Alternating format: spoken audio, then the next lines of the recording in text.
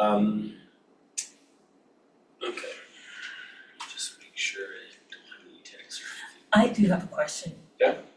When we did the seller presentation. Yeah. When you talked about the close, Mm-hmm. you pretty much just talked about the assumptive close. Mhm. Is that, you think that's the best of the several that Ruby went over today? Well, I don't, I got here at the very end for what she was doing, and I don't think it matters, really.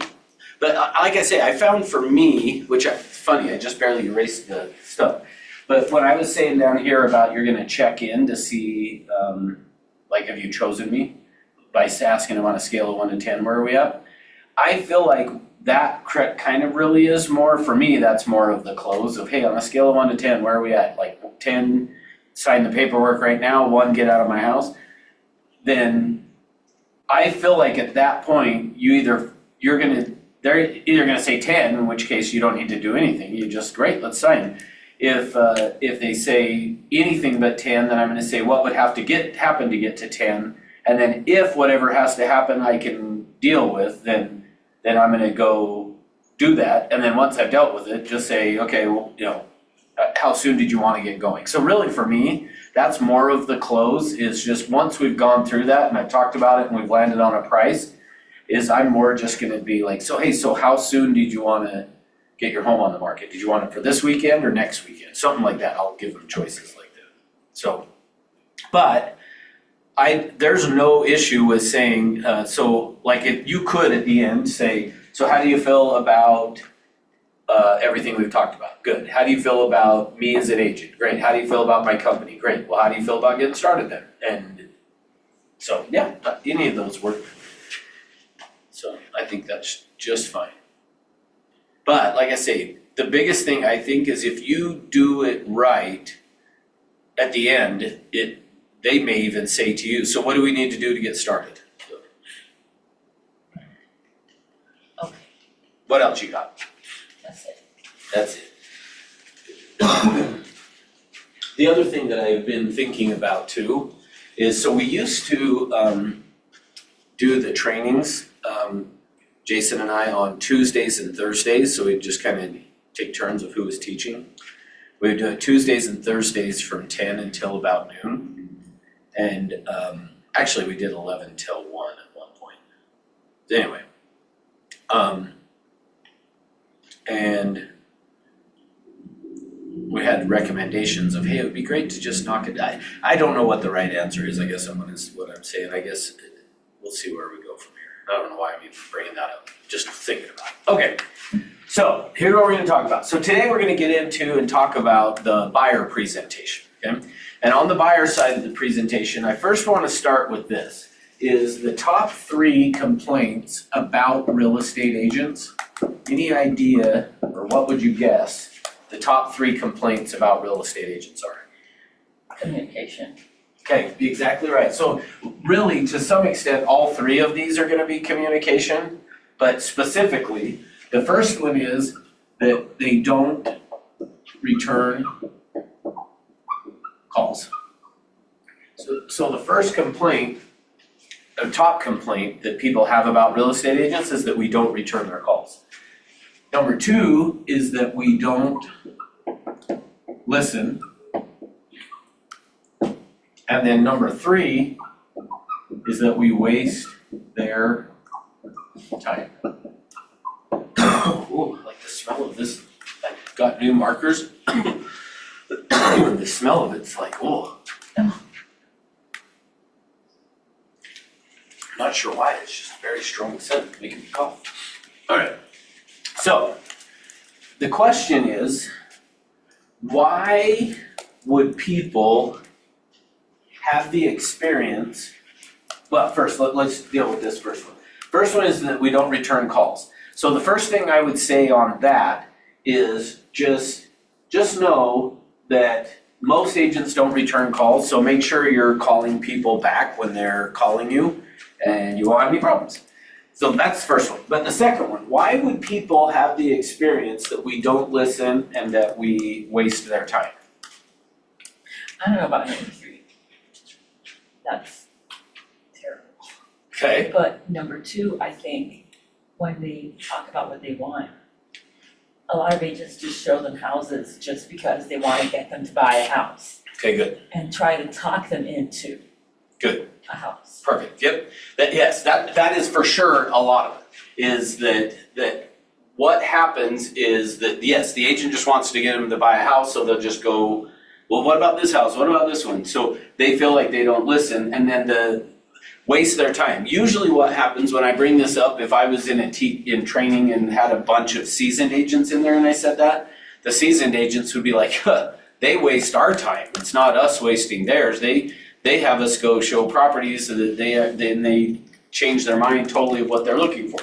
So that's what we're gonna talk about today, is because these are the top complaints that people have about agents, we need to figure out how do we interact with them in such a way that what happens is that they don't have the experience that we don't listen, and that they don't have the experience that we are wasting their time. Now, where that comes from is this. So the first principle that we will talk about is that what happens. So a lot of the first part of today, what we're going to talk about is going to be our communication skills and how we have been trained to communicate. So what happens is, part of the reason that people have this experience of that we don't listen and that we waste their time is because what tends to happen is something like this. So I'm going to give you a scenario, and then you tell me what you think most agents would do, okay? So you're prospecting, you come across a client, they answer the phone, you set an appointment with them, they come into the office, and you sit down and you take them through asking them, what is it that you're looking for in a home? And then they tell you, we want to buy a home that is high on a hill with a view of the city lights, okay? So if they said they want a home high on a hill with a view of the city lights, what would you then go show them? And you don't need to tell me like specific areas, but just in general, if somebody said, I want a home that's high on a hill with a view of the city lights, you would then go show them what? Homes high on a hill with a view of the city lights, right? Yeah. Like that's what we would do, is say they said they wanted a home high on the hill with a view of the city lights. So we would go, okay, well, let's go show houses. So you go find some houses that are high up on the hill, so maybe Suncrest or whatever, and you go get some homes that are high on the hill with view of the city lights. You go show that to them, and they go, yeah. And you're like, what? It's a great view.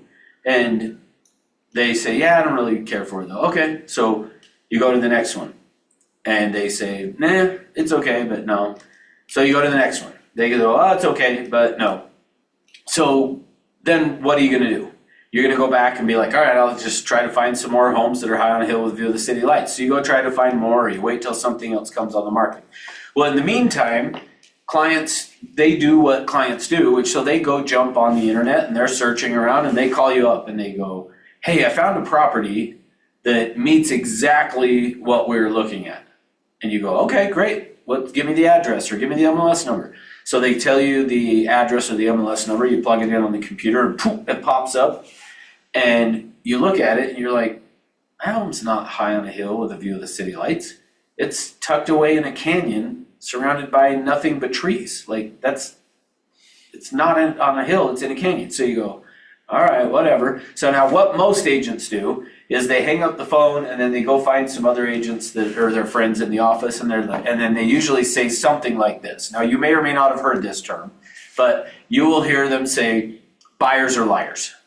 Have you heard that? Yeah. Yeah. So typically you're gonna hear people say buyers are liars. Well, the question is that true? And the answer is no, it's not true. But in fact, one of the things that I like to say is every time, if you ever say buyers are liars, or you hear somebody say buyers are liars, I always say just stop for a minute and recognize, remember, and I think we talked about this, maybe we didn't, but power comes out of telling the truth. Telling the truth is an active and a constructive process. Well, so the truth is, are they liars? No. Now, remember, we also talked about and said, can you be honest without telling the truth? And the answer is yes, you can be honest without telling the truth. So what happened? So why did they say they want a home high on a hill with a view of the city lights, and then they go buy one that's tucked away in a canyon surrounded by nothing but trees? Well, here's why. The way that you and I have been trained to communicate, the way we communicate is we tend to say one thing, but we actually might mean something else. So we'll say one thing, but we actually mean something different than that, okay? So here's what I mean and where that comes from. So let me show you what this looks like. So the way that your brain works, the way that everyone's brain works, is like a computer, okay? So 10% of who you are is conscious, and 90% of who you are is unconscious. Meaning that, there's Fernando. Welcome. Little light here. You're good.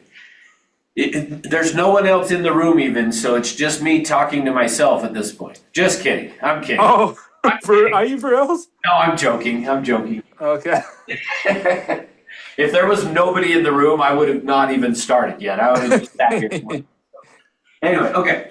So in fact, let me bring you up to speed real quick on what we're talking about. So I brought up that the top 3 complaints about real estate agents: we don't return calls, we don't listen, and that we waste their time.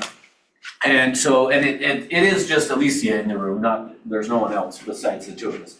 But what I was telling her, so call people back so they don't have that experience. But clients tend to have this experience with agents that we don't listen and that we waste their time. And so I was explaining to her and helping her see where that comes from is because the way that we have been trained to communicate, or just the way that we communicate, is we tend to say one thing when we actually mean something else besides what we actually said. And so I just is explaining why that is. Well, because who you are, 10% of who you are is conscious. The other 90% is unconscious. And the proof of that is, have you ever had the experience, either of you, have you ever had the experience that you get in a car with somebody, a good friend or whatever, you're heading somewhere, and you start to have a really good conversation with them, and then all of a sudden the next thing you know, you have arrived wherever it was you were going, but you have no memory of the trip. So how did you not die? Because if you weren't paying attention really while you were driving, how did you do it? Well, the way you did it is you pre-programmed your brain as to, okay, we're driving to here. Now, this only works if it's somewhere you're familiar with. But if it was somewhere you're familiar with, and in fact, I'll even say to you, yesterday, I was driving to I was headed to the Salt Lake Board of Realtors, and when I got on 215 and started driving, I didn't think necessarily about this, but I did have to consciously tell myself, you're not going to work, so don't just head to the Union Park exit. And because our unconscious takes over all the time. And so without that, that's why you could get in a car with somebody and drive somewhere and have no memory. So here's what happens is this. So the way that your brain works, 10% is conscious. But here's the other side of it. This is that's the part of your brain where all the logic is. So in the conscious part of your brain is where things are logical, they're reasonable, they're rational, okay? Down here in the unconscious is where the emotion stuff is going to reside. This is where things are going to be illogical, irrational, and illogical, okay? Now, is buying a house, so we're talking about buyers today, is buying a house an emotional purchase or is it a logical? Emotion. Yeah, it's both, obviously, but mostly it's an emotional purchase. And in fact, so Fernando, the other thing that I told her too is anytime you hear an agent say buyers are liars, that's not true. Buyers are not liars. The problem is they communicate one thing and they're talking at this conscious level, but what they mean is something else down at this level. So they say it at this level, but they mean something different than what they're saying. And that's what we're going to get into today. So I lost my train of thought.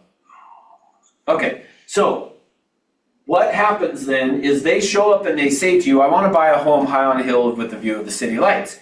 Well, so then what happens, here's what the communication looks like, is it's gonna look something like this. So this one over here is your client, this one is you, so 10% of who you are is conscious, 90% of who you are is unconscious. And so again, just going back to this unconscious part of it is we pre-program the brain on certain things, meaning we have made certain decisions. And in fact, Tony Robbins says, I'm reading a book right now, it's called The Big Leap or The Great Big Leap, something like that. Anyway, and in that book, one of the things that they talk about is we have made, Tony Robbins talks about this and this other book, they talk about that basically what's going on is we've got a thermostat over here on the wall. And what goes on is you have pre-programmed your brain to think that you are a certain way. And so anytime something happens that gets you out of that comfort zone, your unconscious part of the brain says, hold on, if you keep doing that, you're actually not going to be who we've decided you're going to be or who you are. Therefore, you will sometimes, people will self-sabotage themselves to getting to the next level because they worry or think about that's not really who I am. So a lot of who you are is controlled. 90% of the time it's controlled by this unconscious part of your brain. So here's what happens is you ask the client, hey, so give me an idea what you're looking for in a home. Now, the way that they're going to be deciding on what they're going to purchase is down here in the unconscious part of the brain. But the way that you and I have been trained to communicate is at this conscious level. So what happens is, well, in fact, let me even say it this way. And you may or may not have seen this yet, but it is not uncommon for a client to say, or maybe even you have said, that like when you were looking at a house, I don't know how to explain what it is that I want, but I'll know it when I see it. Like clients say that all the time. I don't know how to explain it, but I'll know it when I see it. When they say that, if somebody says, I don't know how to explain it, but I'll know it when I see it, what they're telling you is, I don't know how at this logical level to explain what it is that I want, but I'll know it when I see it. Well, the reason they'll know it when they see it is because the unconscious part of the brain, the unconscious part knows what it is. It's just, and I'll show you why this is a challenge in just a second. But so what happens is we say to them, give me an idea what you're looking for in a home. And then what happens is they take in the best that they can from their unconscious up to here, and they communicate over to you what it is that they want. Now remember what we're answering here is why do people have this experience that we don't listen and that we waste their time? And what I'm showing you right now is why they have that experience, is because they're communicating to you at a conscious level what they want at an unconscious level. But they don't have the words to put it into place. And I'll show you why they don't have the words in just a minute. But what happens is then they communicate to you what it is. Then you hear it at the conscious level, this conscious logical level. Then what happens is you interpret it down into what that would mean to you at an unconscious level. Okay? So they're communicating what they want. You're hearing at the conscious level, you're hearing it at the conscious level, but then you're interpreting it at the unconscious level. So here's the question for you, and I'd love to hear from both of you if you can answer. If somebody said they wanted a home high on a hill with a view of the city lights, well, let me just ask it this way. If you did, and if you don't, then make it up, but why would you want a home high on a hill with a view of the city lights? So if you don't, then just say why you think people would. But if you would want it, why would you want it? To please my family. And okay, so how would it please your family? If they have it, because of the aesthetics. Okay, cool, okay, good. Fernando, if you're still there.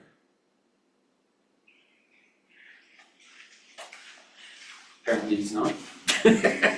Okay. No problem. Okay, so since we don't have more people, why else, what would be some other reasons people would want it? A house high on a hill. Yeah, why would they want it? Oh. Because they want more snow. Okay, maybe they like the snow, okay, good, why else? And I'll help you too with some of these, and there's not a right answer necessarily, so. There's just different things that I've found. So one would be prestige, the prestige of it. Another might be, they like the convenience of maybe they like to go hiking and they wanna be high on the hill. And so they can just walk out their door and they're out in nature and they're hiking, so convenience of location. Another one could be, at the end of the day, they wanna come home, sit down, and just go sit on the porch, watch the sunset, watch the city lights. It's just gives them some comfort, relaxation. Another one might be the romance part of it. So my point is, hopefully what you're seeing is there are all kinds of reasons why they would want it. Now, those reasons behind I want a home high on a hill with a view of the city lights, okay, but why? Why do they want the home high on a hill with a view of the city lights? Well, here's what I'm saying. When they tell you, I want a home high on a hill with a view of the city lights, it's because of one of these other things. It might be the prestige. It could be the health. It could be the convenience. It could be any of those types of things and many others too. I mean, there's others that it could be as well. You said aesthetic. Could be any of that stuff. But so here's what happens. One of those reasons is the reason they want it. So they say, I want a home high on a hill with a view of the city lights. So when they say that, let's say that they wanted it for convenience, okay? They want it for convenience. They tell you, I want a home high on a hill with a view of the city lights. You just said you would want it for the aesthetics of it. So guess what you're gonna talk about when you go show them the house? How beautiful it is. Mm-hmm. You're gonna talk about how beautiful or think about somebody that wants maybe privacy. So let's say that. Let's say that it's somebody might want it for privacy. And you're going to talk about the house from the standpoint of why you would want it. So at this point in the training, I usually ask people, is it okay if we let them buy the house they want? And usually people will laugh at me when I say that because it's like, well, yeah, of course. But the truth is, It depends. we get in the way all the time because we start giving them our opinion of why we would do it or why we would want it. When in reality, we really need to figure out why they would want it. And then when we talk about it from the standpoint of why it would meet their needs, not why it would meet your needs. That's where they get this idea that you weren't listening, is because you show up and you just keep talking about how beautiful it is. Oh, it's so great. Look at everything and all the view and blah, blah, blah. And they're like, well, yeah, no, but like I wanted privacy. Like I don't. So it's not that, it's not necessarily as big of a deal as I'm making it right now, but I want you to see though how the way you talking about why you would want it has them feel like, did they not listen to me? I don't want it for them. Because it's possible that the reason you would want it would be conflicting with why they would want it, and then you're gonna talk about why it would be so great from your perspective, when it might be just the like you might be convincing them not to buy it. Perfect example. Actually, I didn't even realize I did this till just now, it hit me. Remember me talking about the home that I bought and how we went in and put money down, and then the model home agent was like, I've lived on the east side my whole life and I would live here. That actually is a perfect example of what this looks like, because she was saying it from her perspective of why she would buy in that neighborhood, and it actually convinced me. And same thing of your neighbor's gonna be a doctor, this neighbor's gonna be a dentist, that neighbor's gonna be a doctor, which by the way, I moved into that circle, and the thing that I didn't realize is, yes, they are doctors and a dentist, but they were my age. Like they were brand new doctors and dentists. They weren't, I pictured them as these old men ready to retire, because that's like every one of my doctors and my dentists throughout my life always felt like they were so old. So I was like, I don't want to move into a circle that they're all old and established in a career and I'm still at that point somewhat maybe getting started in mine. So she was telling me from her perspective, like in her mind, it was like, you're gonna live by doctors and dentists and I've lived on the east side my whole life and you're gonna just love all the people that are there. It's, it's such a great neighborhood. Well, I grew up, this is a joke, by the way, but, and so Fernando, since he and I actually grew up in basically the same neighborhood at different times, obviously, because he's a lot older than me. That's how I see if he's really listening. West Valley. Okay, you are listening. Okay, good. I asked you a question earlier and you never answered, so I had to jump on a quick call. Sorry. No, you're good. So, and I'm just totally messing with you, by the way, whenever I say anything. But I know, yeah. so I don't know, but one of the things that we used to joke about, like my older brother married a girl that lived up by Highland High School, so on the east side, and she had made the comment one day to my brother about like coming to the west side and how like she didn't realize it was actually safe and here was our joking, and I've used this a lot since, I always jokingly say, oh yeah, no, the west side is safe. We don't steal from each other. We go to the east side when we're gonna steal. Like, so you don't have to worry on the west side. We don't steal from each other. Like, I would joke about that all the time. Well, but the point again being that this agent was saying to me, I've lived the east side my whole life. I would live in this neighborhood, thinking that's convincing me so this is the perfect example of this, don't listen and waste my time, is because I was sitting there and truly my wife and I left there and we were like, I don't think we're gonna fit in. Like, we don't wanna live by doctors and we don't fit in with doctors and dentists and people, if this is an east side neighborhood, we don't wanna live in that neighborhood. Like, I like my west side friends.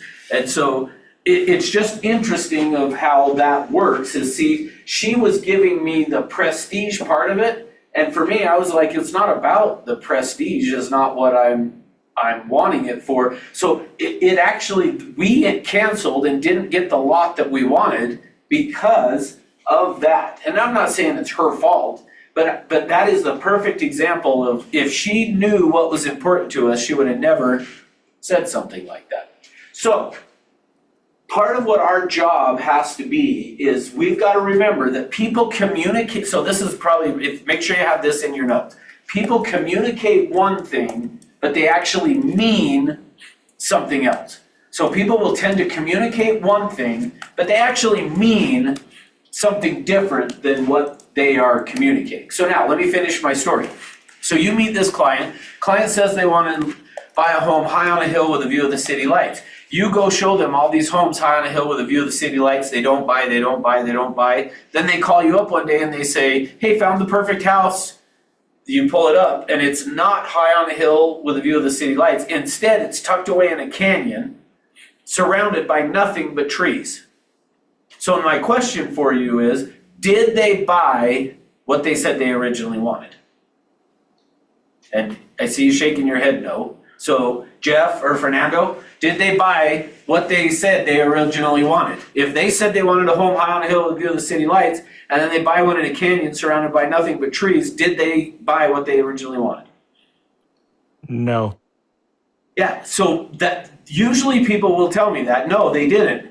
But what I'm telling you today is that they actually did. Yep. The problem is we think and we listen at this level up here of the logic level, the conscious level.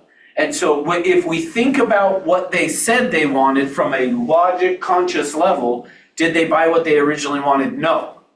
But once we understand, when they say to you, I want to buy a home high on a hill with a view of the city lights, they're communicating one thing, but they actually mean something else.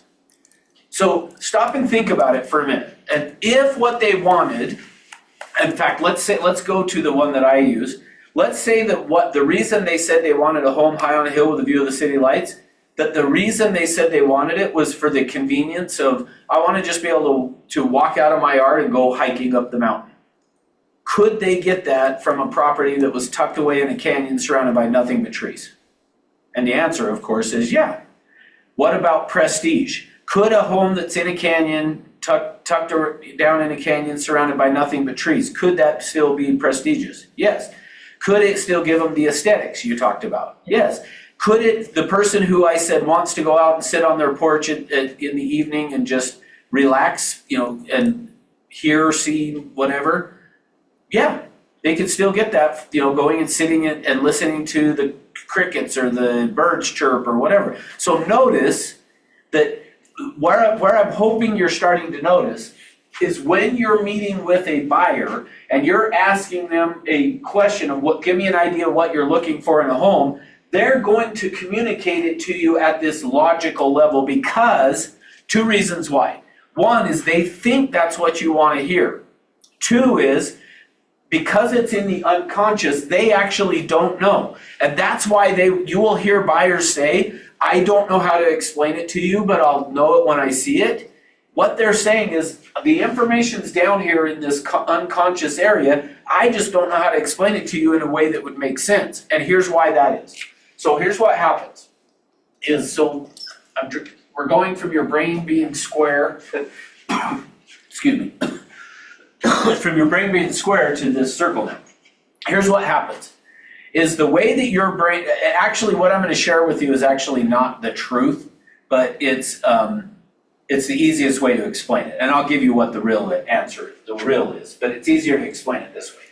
The way that your brain works is like this. It stores information in 3 discrete locations. So the pictures are stored in one area, the decisions are stored in another area, and then the feelings are in another area. So, which when I say that's not really true, the way your brain stores information is actually very messy. Your brain stores information like the way that if you've ever been into somebody's office, when you look at their desk and it's just a mess, there's just stuff everywhere. But if you walked in and said, hey, where's the such and such file? And they're like, oh, it's right here. And they pull it right out.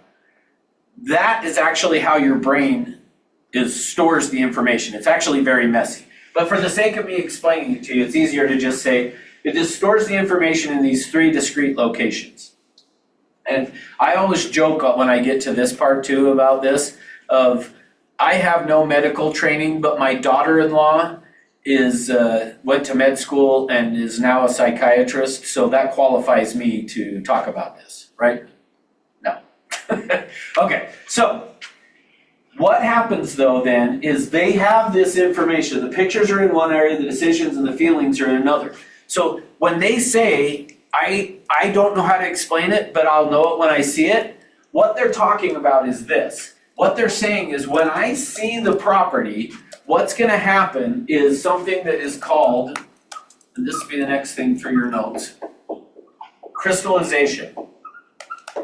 So crystallization is the moment when the pictures, the decisions, and the feelings all reintegrate.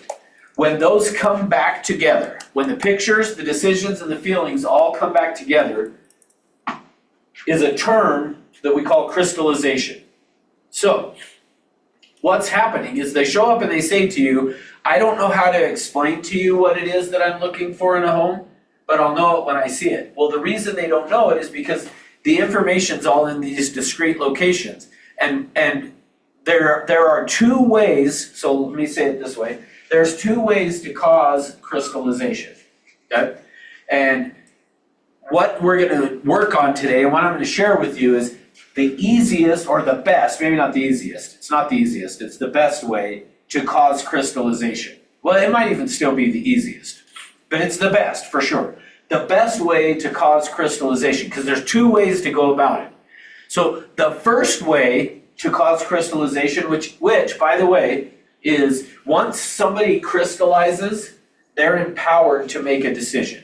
Until they crystallize, they will not make a decision. So if you've ever had a client that you showed houses to and showed and showed and showed and they didn't buy, the biggest reason they're not buying is because they haven't crystallized. They haven't crystallized, meaning when they say, I'll know it when I see it, they haven't. When they're saying, I'll know it when I see it, what they're telling you is, I will crystallize when I've seen it. And so the reason they're not buying is they have not crystallized. Your job is to help them crystallize. And this is where I'm saying there's two ways that people can go about crystallizing. The first way is through a process, which is how most agents do it, by the way, because very few agents have been trained in what I'm working with you guys on today. But the way most agents get someone to crystallize is through a process called information loading. Information loading is what marketers are doing constantly. So when you go on to social media and you're scrolling, there are ads that pop up. What they are trying to do is load you with information, load you with information, load you with information, so that when you need to go buy some chips, you go, oh, I should go get some Doritos, because that's who tends to, like, we've got the Super Bowl coming up in, like a week and a half? I would be shocked if there's not Doritos commercials and a bunch of them. And generally, some of the better commercials that they do are the Doritos. Well, the reason they do that is they are trying to information load you so that when it's time to buy chips, you want to go buy Doritos. Same thing on social media. What they are doing is social media, the social media platforms are just figuring out what you like, and then they just keep feeding that stuff to you, and they keep feeding it to you, trying to get you to buy. That's information loading. They're trying to load you with information, load you with information, load you with information. They keep trying to load you up with this information so that when it's time to buy, you then go, oh, well, that's what I'm going to go buy. So that's one way. Now, what does that look like in real estate? What information loading looks like in real estate is you show them a lot of houses. You just keep showing them houses. So, and we all got into real estate because we like looking at houses, right? So it's awesome and fun to go show a client 50 or 60 homes before they buy, right? Anybody? No? Not me, right? I did too much. So that's what I'm gonna work on with you guys next is, so how do we cause crystallization? How do we help the clients not have this experience that we don't listen and that we waste their time? The way that we're gonna do that is through a process that is there to allow and help them to crystallize. Now, let me check one thing. I know I told you guys on Monday, you probably won't see me looking at notes and blah, blah, blah. Well, I wanna make sure, I feel like I'm forgetting something. And I might not be, but I wanna check to make sure.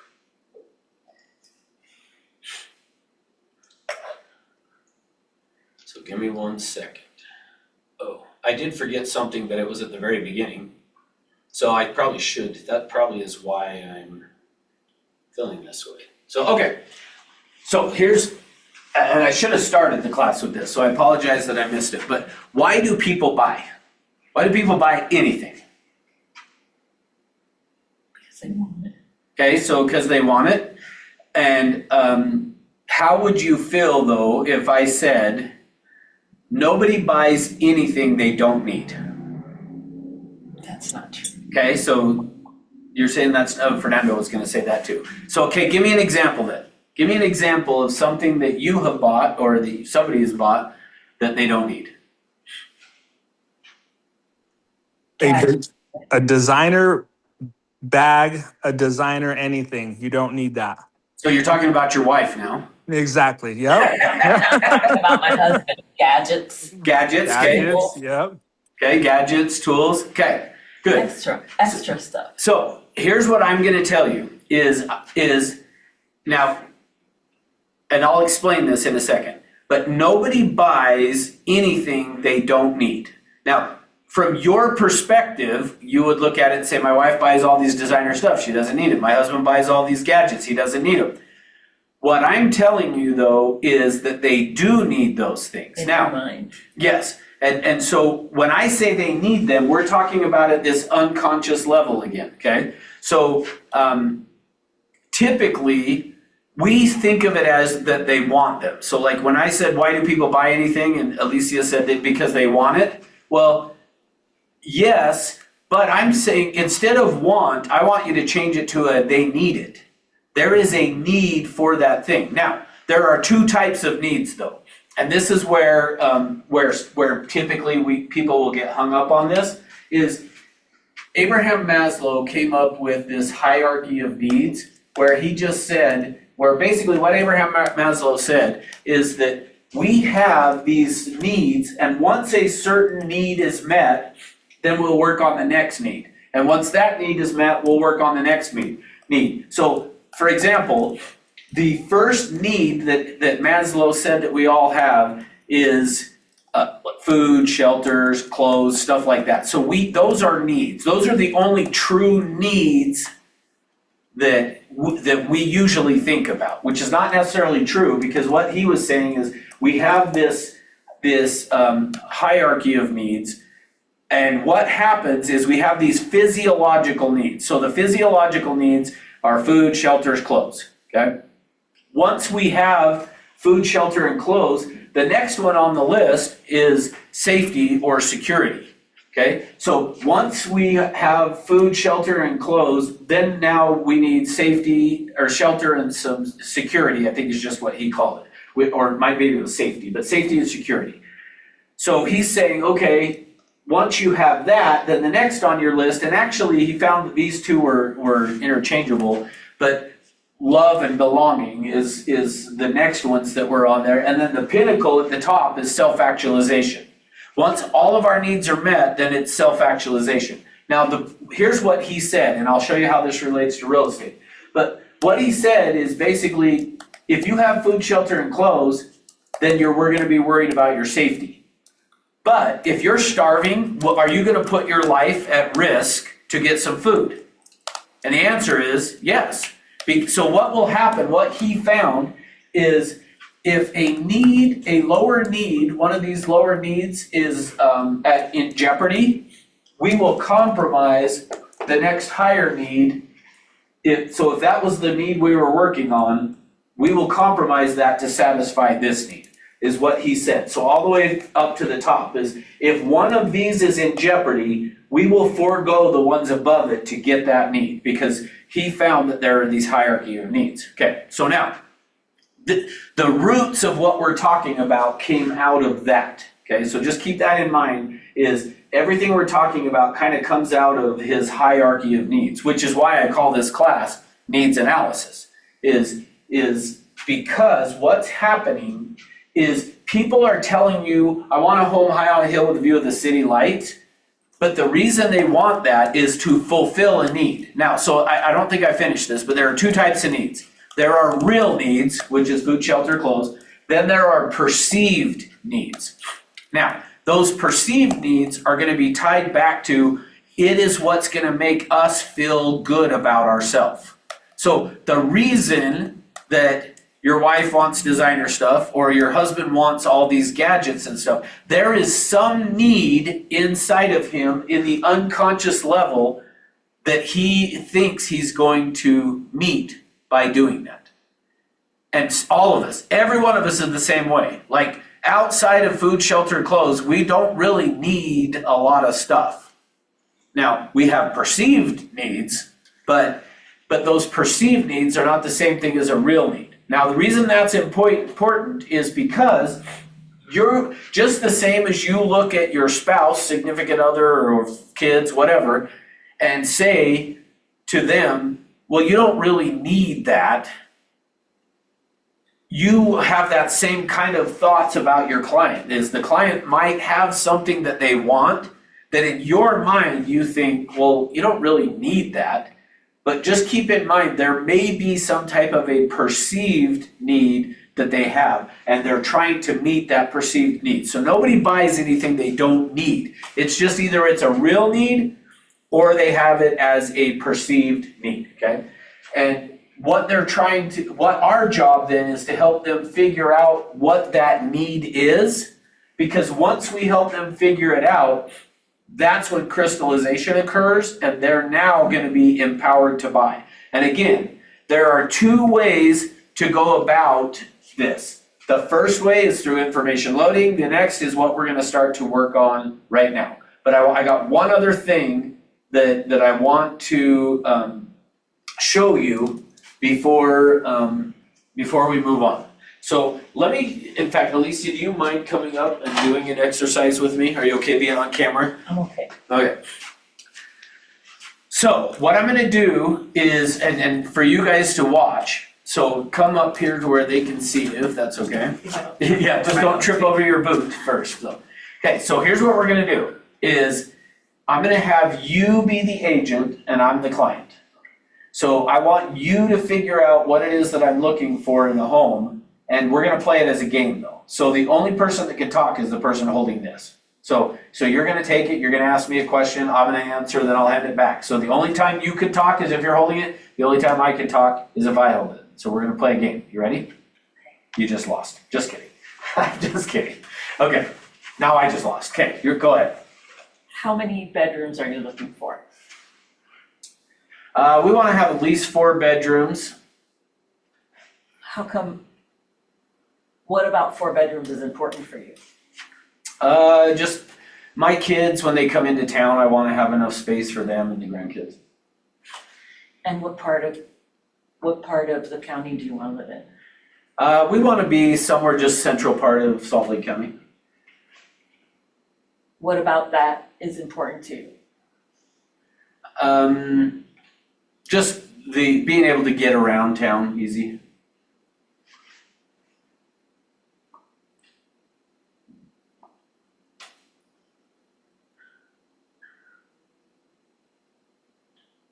I have no idea. Okay, you're fine.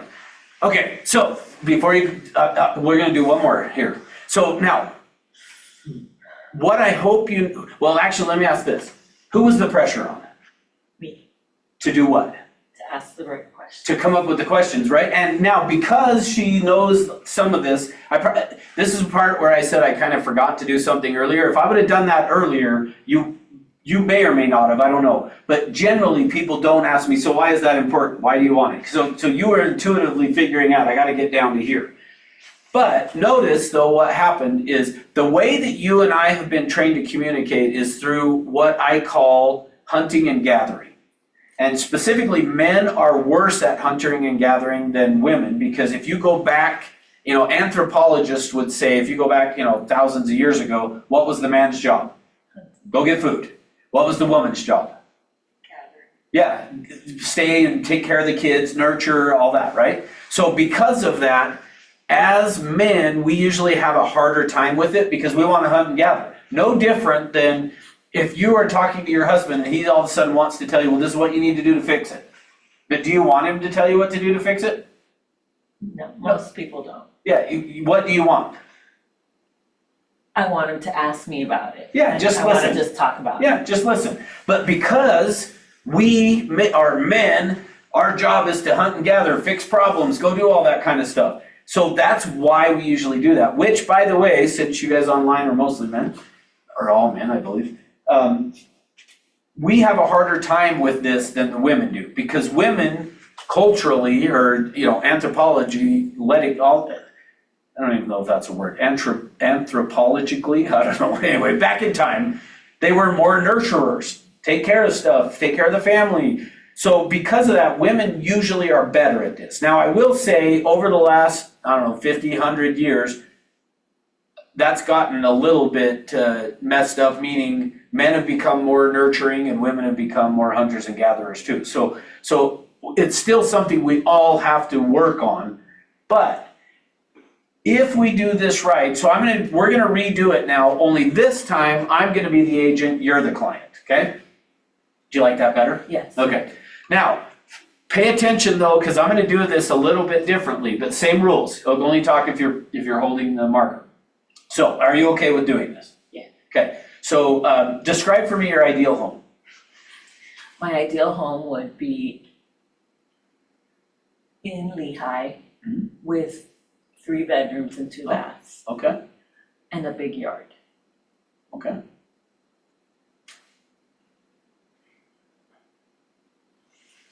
Oh, yeah, you're doing a great job. Tell me more.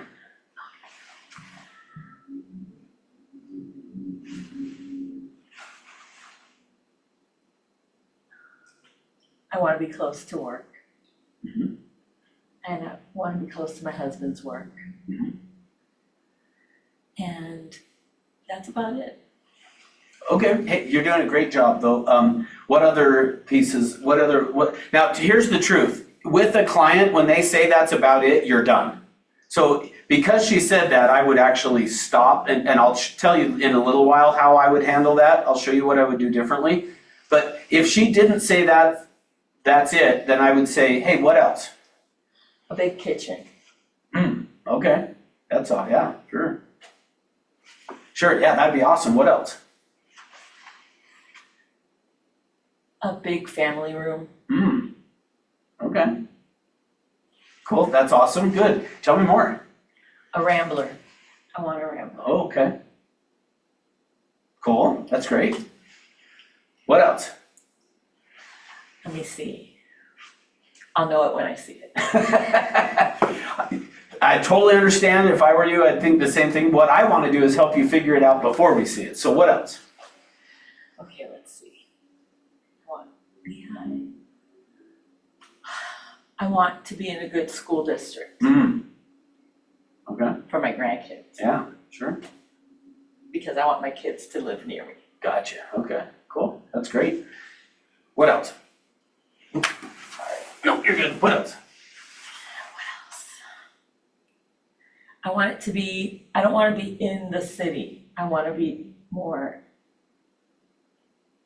rural without being completely outside. I want to be away from the shops and things like that. Okay. Like how Saratoga is, that it's far, it goes way south. You got to drive 15 minutes to get to the Walmart. I like that. Okay, you do like that. Okay, that's great. Sure, what else?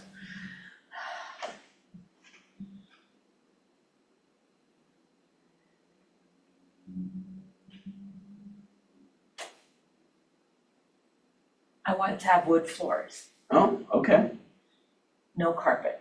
okay. That's awesome. Yeah, no, that sounds great. Cool. What else? I want big closets, walk-in closets. Okay, 2 closets in the master bedroom. okay. Okay, that sounds awesome. Sure, cool. What else? Okay, so what are we noticing here? What are you noticing? Who's the pressure on? Me. Yeah, you again. I have no pressure. Notice what I did is I just started with describe for me your ideal home. She tells me a little bit about it, then I go, hey, you're doing a great job. What else? So notice the difference there of, did I put any type of my thoughts or opinions into it? No. Other than, hey, that's great. Wow, exciting, cool. Oh, wow, oh, awesome. Okay, wow, cool. What else? Notice that I am making this whole thing about them and what is important to them. Does that make sense? Yeah. Okay, cool. Thank you. Now, so that's what this process is. The way that you and I tend to communicate is more the hunter or gatherer, which is going to be usually like, okay, so what style of home do you want? And then they go 2-story. Okay, how many bedrooms? 3. How many baths? 2. How many car garage? 3. What size of lot? quarter acre. Like, notice we just play this back and forth, and hopefully, I don't know if you guys noticed that are on Zoom, but at one point I pointed at my eyes. I tried to do it without Alicia knowing what I was doing, because what I was wanting you to do is to watch her eyes. Because remember, what we're trying to do, and I'm going to keep coming back to this, what we're trying to do is cause crystallization. And the way that you're going to cause the crystallization is they have to access the part of the brain, the unconscious part of the brain, which is where the pictures, the decisions, and the feelings are stored. What happened is as soon as I said to her, hey, you're doing a great job, what else? Is when she then actually stopped to actually think. Like, if you pay attention, you can tell when they're starting to access this part of the brain. See, before, if you were just talking to somebody and you're like, how many bedrooms? 3. How many bathrooms? 4. Like, they don't even think about it but when you say, hey, so give me an idea what you're looking for, describe for me your ideal home, which I'll explain that in a minute. That's how I always like to start. Describe for me your ideal home. Then what should happen is initially, here's what goes on. initially they think you're still communicating at this conscious level. So that's why they usually are gonna respond with 4 bedrooms, 3 baths, 2-car garage. Like, they're just gonna do that type of response. But the moment that you go, hey, that's awesome, but what else? They now all of a sudden go, oh, okay. Now, at a conscious level, they don't realize that what you're saying to them is, I want you to go access the unconscious part of your brain. But the unconscious part of the brain, when you say what else, goes, oh, you actually want me to access where I've got the pictures, the decisions, and the feelings stored and tell you about that. So what then happens is they then start to dive down into the pictures and the decisions part of it to give to you what it is that they're wanting in this home. Now, here's the next piece of this. The way that this works looks something like this. I'll draw it over here. So here's what it generally looks like, is what's happening is they start by telling you features. They're gonna tell you all of the features that they're looking for in a home. So when they say 3 bedrooms, 2 baths, nice kitchen, big backyard, all of those things are features. Well, features are not what they're going to buy. So that's the challenge that we have, is this level of communication is all features. Features, features, features. They're gonna tell you about the features. High on a hill with a view of the city lights, big backyard. All of those things are the features that they're telling you about. But those features, actually the purpose of the feature is to satisfy a need, or I will call it a benefit, okay? So you're gonna hear me refer to it. If you hear me say need or benefit, either one, because I will a lot of times use those interchangeably, but a need or a benefit are interchangeable for what we're gonna be doing. So they will tell you features, but the purpose behind that feature, the reason they're wanting that feature is to fulfill some type of a need, or they're looking for some benefit. So there's a benefit to that feature that's gonna meet a need. So when I said nobody buys anything they don't need, the reason they're telling you they want that feature is it's not about the feature, it's about the need. So it's about the need that they have. That feature is going to fulfill the need. Okay, hopefully that's making sense. And if not, please ask questions. Okay, so the whole purpose of every time they, just keep in mind, anytime they tell you a feature, it's not the feature that they want. That's why somebody could say, I want a home high on a hill with a view of the city lights, and they buy one in a canyon. Because it's a different feature, but it still met the need. So when I said to you, they did actually buy what they originally wanted, is because what they wanted was to fulfill some need, and the feature that they use, and this, hopefully this helps you understand it. When they are telling you what they want in a home, they're trying to explain the need or the benefit at a logical level.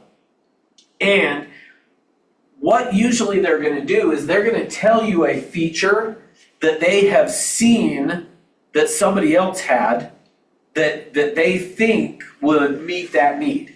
Now, the whole idea of buyers are liars, where that comes from is this, is what happens is they tell you a feature that they want because they think it will meet the need, but then when you go out and show them houses, they figure out that the feature they told you actually isn't meeting that need. So they figure out that's not that feature, meaning the specific one. So again, high on the hill with a view of the city lights. If they're saying they want high on the hill with a view of the city lights and you show them that and they don't buy it, what they're telling you is, I thought the high on the hill with a view of the city lights would meet this need that I have that they don't consciously know. That's the problem. They don't consciously know it. They think that's going to meet this need. But when they go look at 4 or 5 houses, 6 houses, 7, 8, I don't know, however many, and they don't buy, what they are figuring out at an unconscious level is that that feature isn't meeting their need. So they start trying to think of other ways to meet that need at a different feature. So the person who said, I want a home high on the hill with view of the city lights, that then went and bought one that was in a canyon surrounded by nothing but trees, what's happened is they figured out that it wasn't the high on the hill with the view of the city lights that was going to meet the needs. It was whatever something to do with the feature of being down. And maybe it is, maybe it could be. So since I use the idea of saying maybe they like to hike, maybe they realize being down in the canyon, they get more of a hike going up than if they're already halfway up the hill. Like I'm not for sure, but it could be anything like that. Is what they figure out is, well, that doesn't actually meet the need because I'd rather be down lower or whatever. Now, all of this goes on at this unconscious level until they've crystallized. Once they crystallize, now they're good. Now they understand. And so that's why showing a lot of houses to people helps them to crystallize, because they figure out, nope, that feature didn't work. So then they start thinking of other features that they could do that would meet that need. So is this making sense? Have I confused you, or are you good? You're good, okay. She was so talkative before you guys came on. Now she's like, pressure's off. Fernando and Jeff can answer, but Jeff can't unmute from what he said the past couple days, so. It's all on you still, I guess. And we know Fernando's really only there half the time. Just kidding. Okay. There's no pressure, Alicia, no pressure.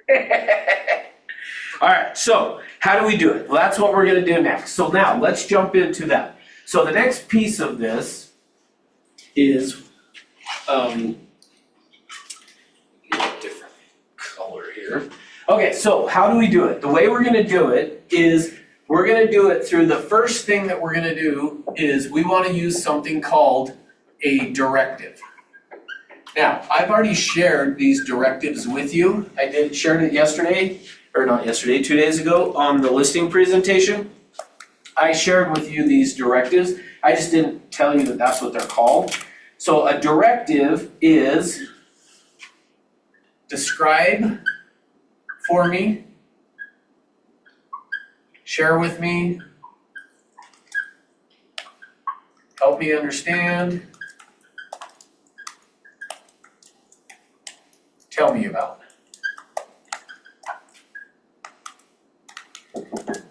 So you'll notice I want to start with one of those. Whenever I'm doing this, I want to start with, and specifically, for me, the one I like to start with is, then why I always write it first, is the describe for me. Remember, we did the other day too, I talked about how your brain functions like a computer. Given a set of information, it's going to respond according to the information that's given. And that's when I did if you wanted to know what was going on a mile down the road, would you ask a giraffe or a turtle? And you guys said the giraffe because it has a long neck. Well, the answer to that was none, because they don't talk, so it wouldn't do any good to ask either the turtle or the giraffe.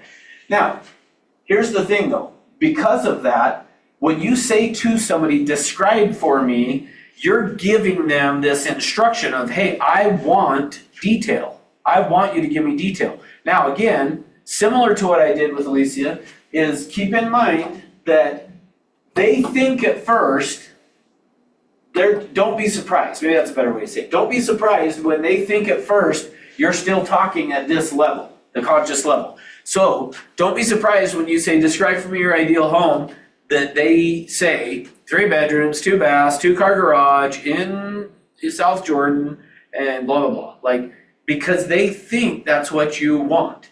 Now, here's the challenge with all of this.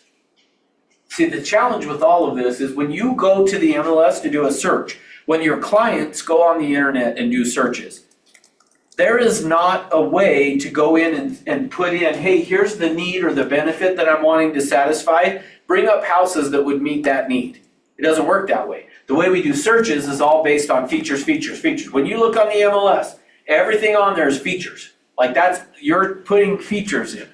Well, so that's all they have to go off.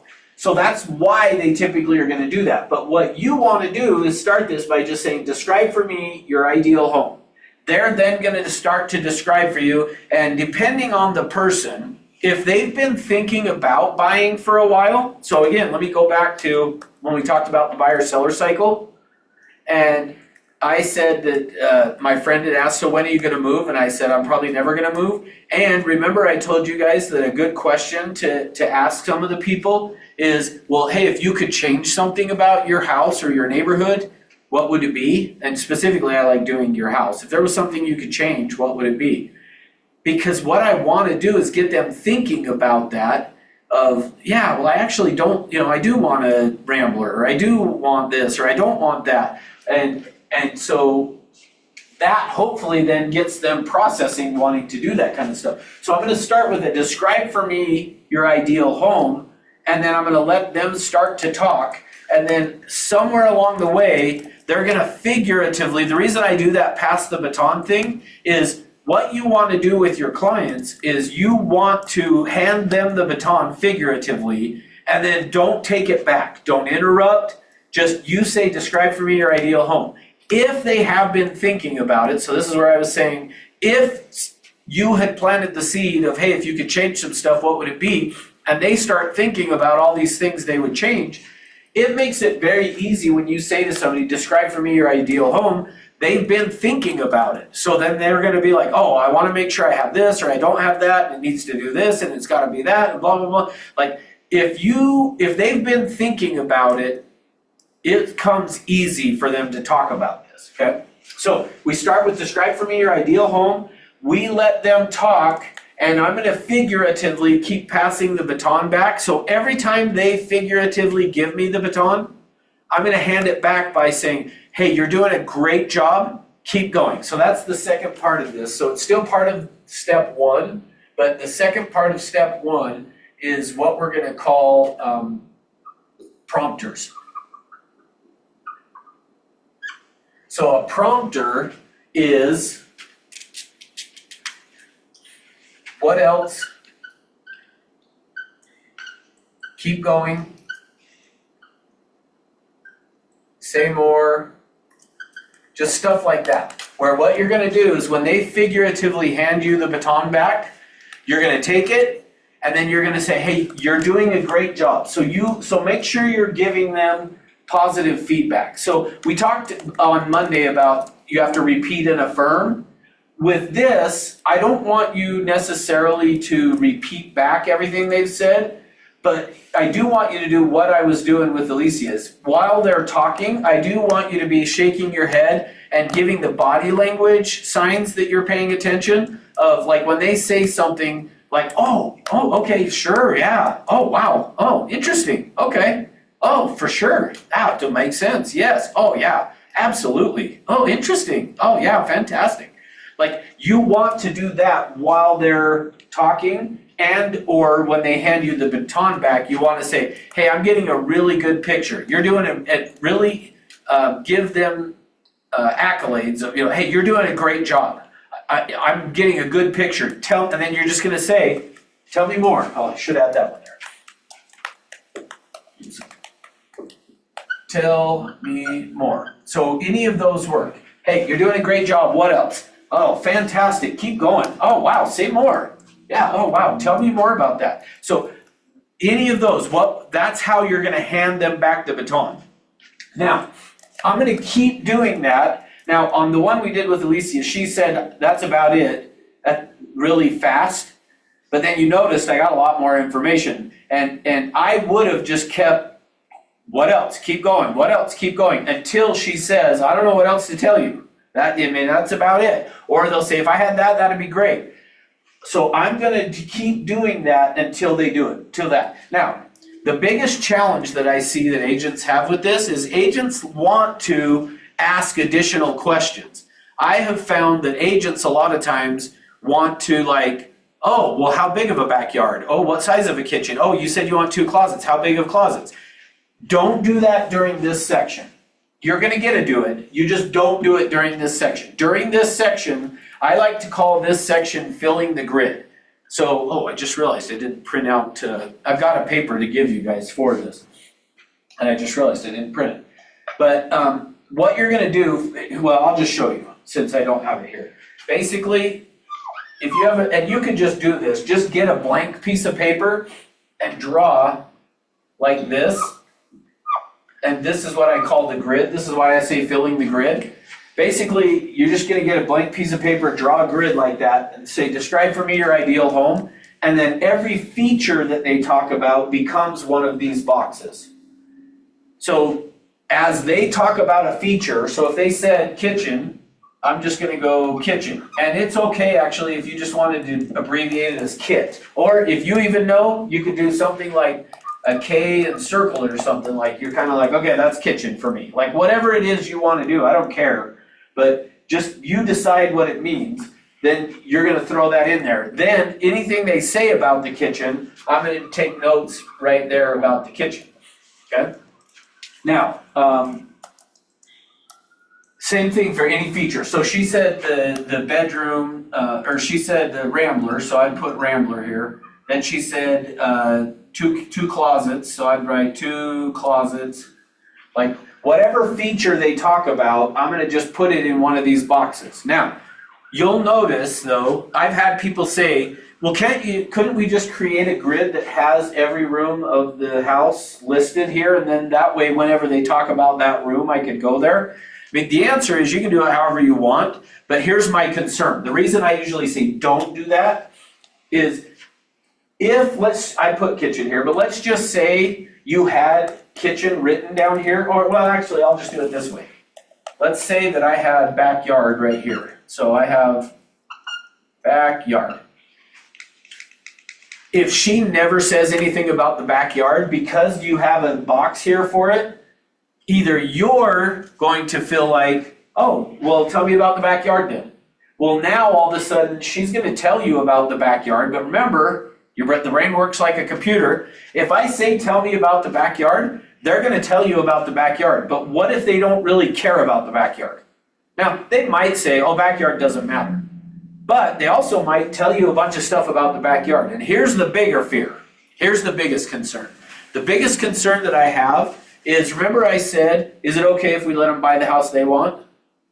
Actually, I don't know if Fernando or Jeff were on when I said that. But is it okay if you let them buy the house they want? And the answer to that, of course, is yes. We should let them buy the house they want.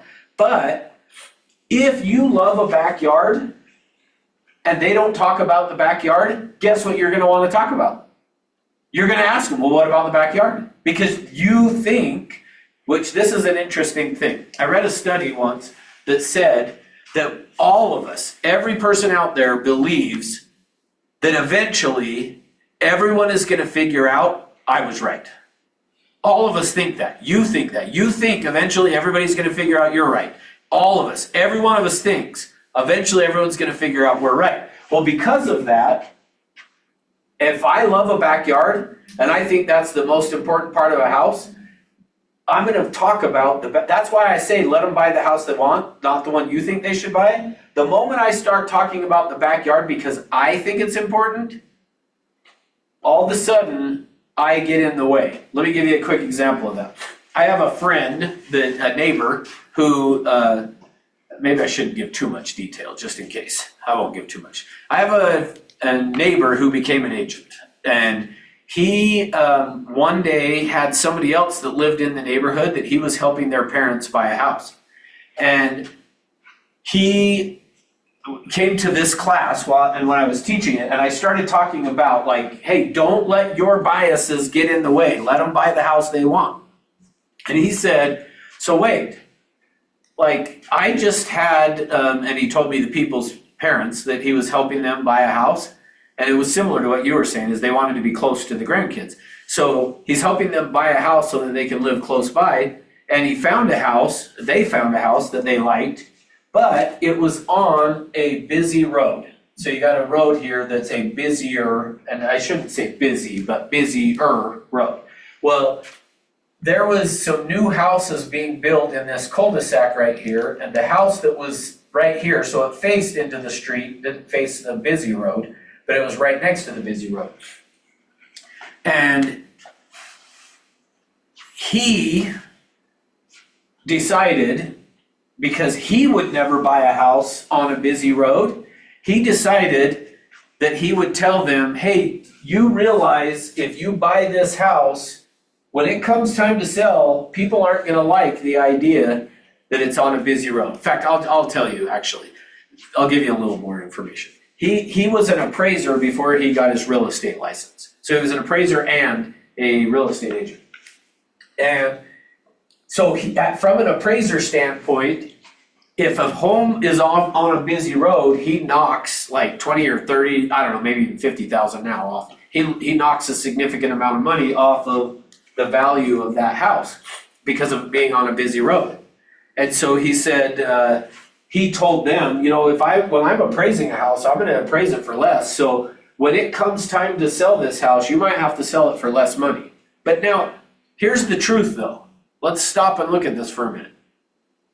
If that's true, if it's true that you're gonna have to sell the house for less money to get somebody to buy it, don't you think that when your client is buying it, they're probably getting it for that much less too? I mean, at the end of the day, to me, I'm like, it shouldn't matter, because when you buy it, you're buying it. Now, I think where you could make that argument was, let's say that it was like a dead end here, and then all of a sudden something was gonna happen, and now all of a sudden it's not gonna be a dead end anymore. It's now gonna be, after they bought it, now all of a sudden it's a busy road.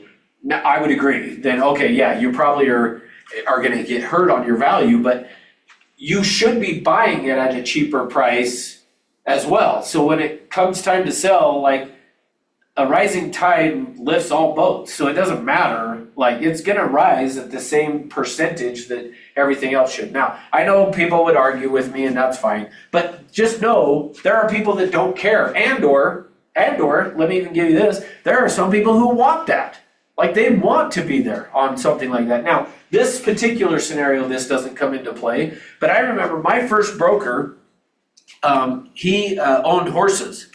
And I was talking to him about this concept of a busy road one day, and he said, somebody who has horses will want that. And I was like, really? And he's like, yeah, once they load their horses in the trailer, like, they don't want to have to wind through a neighborhood and stuff. Like, they would rather be right there where they can just pull in. And I was like, oh, that's when I realized that, and maybe it's not just about horses, but there are reasons that people might want to like it. Maybe they like the sound of traffic going by and it helps them go to sleep. I don't know, like, because sometimes people will say that too. Well, you're going to hear the traffic. Well, just because you don't like to hear the traffic doesn't mean other people might not enjoy, like, it's calming to them. I don't know. Like, I'm just saying, like, it should be that you're buying at a pretty good price as well. So, my point again, let me come back to make sure that I'm driving this home, is let people buy the house they want to buy. And again, when I had this conversation with him, he was like, yeah, but when it comes time to sell it and I go out there to do a market analysis for them, I'm going to show them comps, and then I'm going to say, but you got to price it $20 or $40 or $50,000 less than those because of your busy road. And I said, well, then if they like the house, which they did, let them buy it, but have them, or just you, negotiate a better deal for them. Write the offer that much less, and then go into because it was the builder selling it, go into the builder and say, I'm an appraiser. If I was doing an appraisal, this is what this house would sell for. And in fact, I know where the house is. I should go look it up to see, one, if it's ever turned over, and if so, like, how much they bought it for versus what it sold for, because those people could have had it. But here's the point. If there are features you like about a house, you're going to assume that you're helping them by telling them, make sure you consider X, Y, or Z on this. Because you think they'll thank you later on that you helped them with that. But the problem is you might actually get in the way of them actually buying, and could create a scenario where they really like that house, but you don't think they should buy it, so they keep going and looking at other houses and more and more and more. Okay, one other quick story on this, and maybe I shouldn't even, I always wonder if I should use this in the class or not, but one other one with this. So I was teaching this class once, and another agent, she raised her hand, and she said on something like this, she said, well, I always tell my clients that they should check the sex offender registry before they buy a house. And I said, okay, and so here's what, again, part of what I'm wanting you to see is let them buy the house they want, not the one you think they should buy. And so I said to her, I said, my assumption is the reason you're doing that is because you would never buy a house without checking the sex offender registry. And she was like, yeah, I wouldn't. I would never buy one without checking the sex offender registry. And I said, okay, but what if your client doesn't care about it? Well, they should. And I was like, and again, I'm not saying they should or they shouldn't. Like, maybe they should. I'm not arguing that. But I'm saying, here's what I'm saying. If the client cares about something, they are going to already do that. Like, if they're worried about sex offenders, they're going to do it. But if you tell them you should do this, they're going to go, oh, I guess I better go do that. Now, I'm always hesitant to use this example because what I don't want is you guys to think, oh, Russ doesn't care if somebody were to buy a house and then their kid got molested. No, that's not what I'm saying. Like, that is not what I'm saying. In fact, the analogy that I used with her is I said, what happens, what if, and this is bad, I maybe shouldn't say this, but I'm like, what if they check the sex offender registry and there's no issues? But the only reason there's no issue is because the next door neighbor who they're moving in next to just hasn't been caught yet. Like, the point being, like, you can't eliminate all risk because you just don't know. The sex offender might still live there, he just hasn't been caught yet. Does that make sense? So, like, if the client's worried about it, they're already gonna check. Now, with that being said, there is no question we need to point out our buyer due diligence form. So let me make sure that this doesn't come back to bite me somewhere. And if this ever has to get used in court, that I can make sure that I'm clear that we have a buyer due diligence form. And the idea of that buyer due diligence form is to give them an idea. So it's not an all-inclusive. Our buyer due diligence form, basically what you want to say to your client is, this buyer due diligence form gives you some ideas of things you should check out. And there might be other things that are not listed on here. So if there are things you're worried about, check it out. You should check it out. But I don't think you need to go into telling them, hey, make sure you test for mold. Because again, if you're worried about it or you've had a bad experience, you're gonna be like, oh, make sure you test for mold. Make sure, you could have the client spend thousands and thousands of dollars on all these tests. And somebody might make the argument, well, but at least they'll know.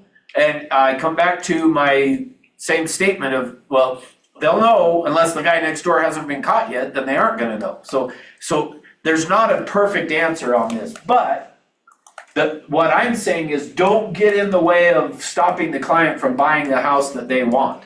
And again, I know you're doing it very similar to my neighbor of saying, yeah, but it's gonna hurt them when it comes time to sell. Well, then make sure you get them a good deal when they buy. Like, that's the other side of it is, and I'm fine with that of hey, this is something you're gonna wanna consider. Like, for me, I'm fine with you saying, hey, being on a busy road. I'll give you another example. A neighbor of mine the other day, he's actually lived in Knoxville, Tennessee for the last 2.5 years. He'll be coming back to Utah in about 6 months.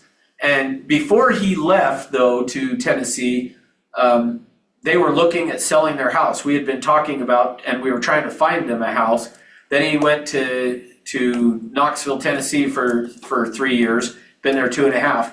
And I kind of knew they probably won't even come back. Like, meaning they'll come back from Tennessee, but when they do, they'll either immediately sell the house or they're even going to sell it before they get back. And sure enough, he sent me a message the other day of, hey, what's going on in the neighborhood with houses and stuff. Now, so I want to be clear that yes, I'm fully on board with, like I told him, the biggest challenge you're going to have is you built a 4,000 square foot home or close to 4,000 square foot home with a 2-car garage. And because of that, like, it's going to be a little bit more difficult to sell your house. So therefore, we are going to have to price it accordingly because it's only a 2-car garage. Now, at the same time that I'm saying that, let me also emphasize, I personally would never buy a house now with the 2-car garage. So I am putting a little bit of my own bias in that, which again, we shouldn't do. But I also am keeping an eye on what's going on. Like, there's another house in the neighborhood that's a 5,000 square foot home with a 2-car garage. And the lady that built that was a widow with two really young kids. So her husband had passed away. She got some life insurance money. I mean, at least I'm assuming she got life insurance money. And she came and built this 5,000 square foot home. Well, at that time she had two young boys and one car. So she's like, what do I need a 3-car garage for? So she got a 2-car garage. Well, now they've been trying to sell it, started it at $1 million, and they're still coming down on price, and they're into the 800s, and it still hasn't sold. And my opinion is the biggest reason is if you're buying a 5,000 square foot home, most people are going to want a 3-car garage. So I'm good with helping talking about that kind of stuff. Like if you see somebody buying something that is something that way, it's okay, but at the same time, I still even feel like your better option, especially if it's a buyer, is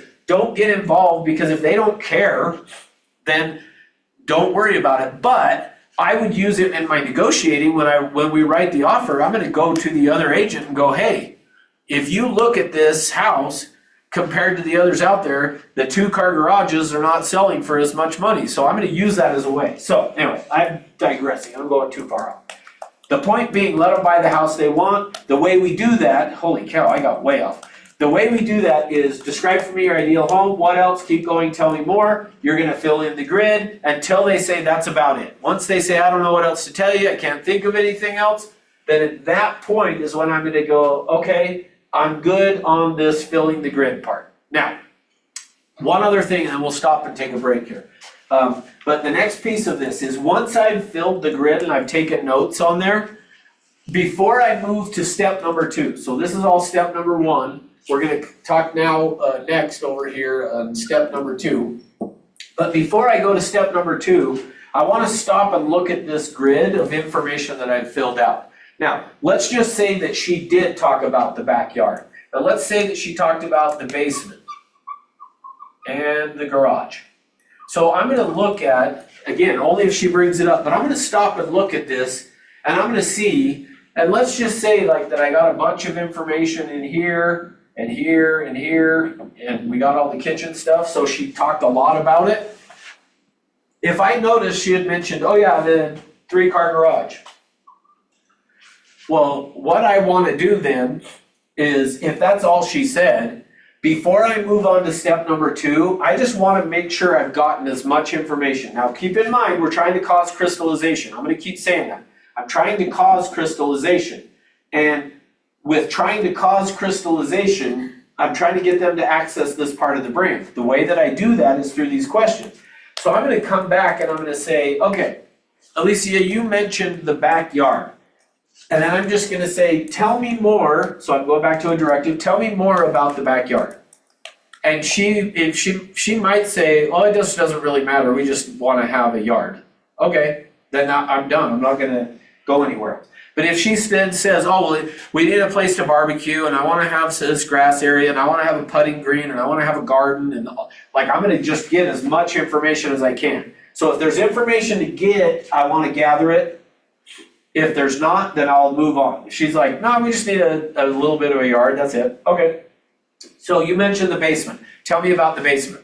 And then she's gonna be like, well, when we have the grandkids come over, we wanna have a playroom and blah, she's gonna tell me all this stuff. I'm just gonna take notes on it. Perfect. What else? Now, the other thing that might happen too is I might say, hey, you mentioned the basement, tell me more about the basement. She might start to tell me about the basement, and then she might be like, oh, you know what, back on the backyard, blah, blah, blah. Or she might be like, oh, and in the closets or in the kitchen or the family room, like she might start talking about other features. Great, then I'm just gonna do that. So the idea of this is I'm just gonna try to make sure I get as much information from her as I can. And the reason is because that's gonna help in this crystallization process. Once though I feel like, or let's say that she from the get-go gave me a ton of information, if I look over at this, my grid, and it's full already, like she's already talked for 10 minutes and I filled up the grid, I'm probably not gonna go back and ask more questions. But if she didn't give me a lot of information, I'm gonna go, hey, you mentioned this, tell me more about that, and try to get more, okay? Now, once she's done that, she's given me that information, then we're gonna come over to step number 2. But on the way to step number 2, I'm gonna do something that I call rank. So I'm gonna have her rank. Now, haven't brought this up yet, so let me do this and then we'll stop for a break here.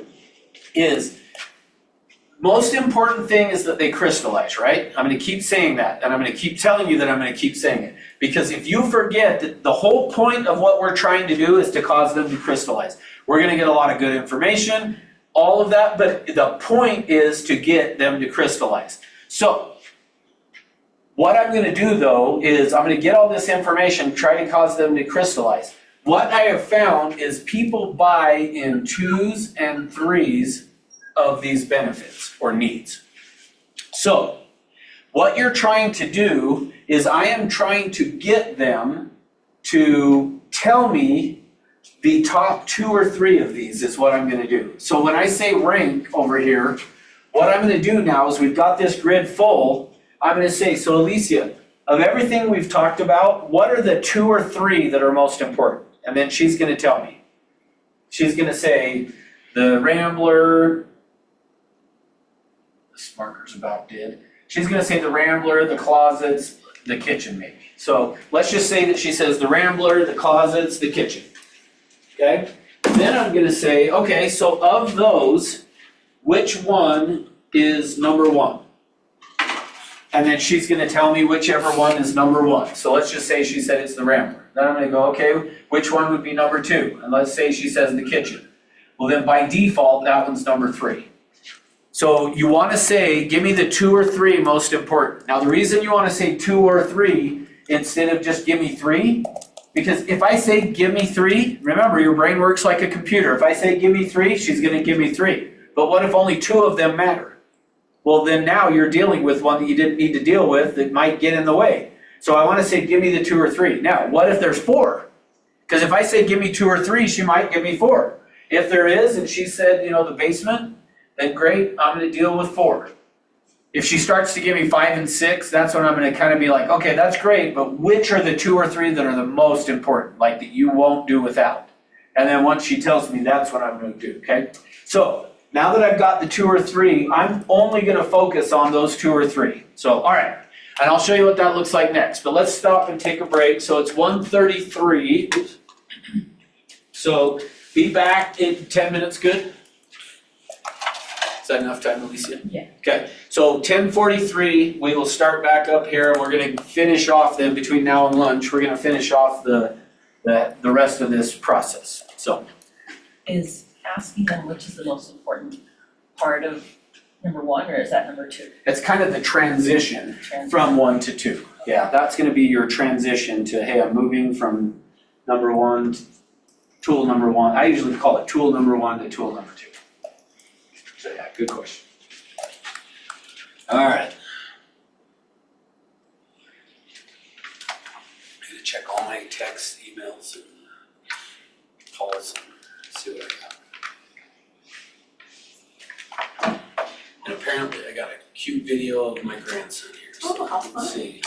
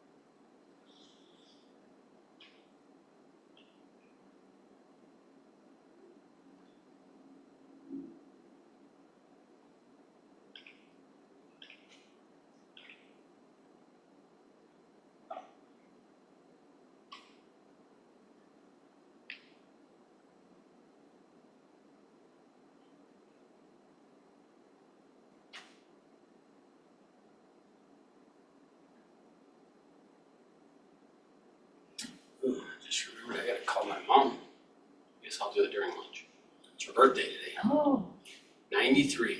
wow, Yeah. Crazy. that's awesome. Yeah. My dad's 88, Was he? he lives with me. Okay. I'm glad my mom doesn't live with me. She actually,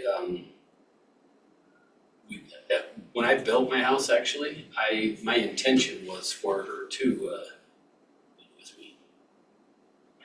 But she lives in a retirement community, so she's not in assisted living. She doesn't need that, but That's amazing. yeah. I mean, she's close to needing some help, but not. My dad needs help. Yeah, what happened with you not getting his food? Oh, Was he okay? yeah, Was he mad? yeah, he was a little, what happened? Yeah. But no, he wasn't too bad. That's good. He was patient for a change.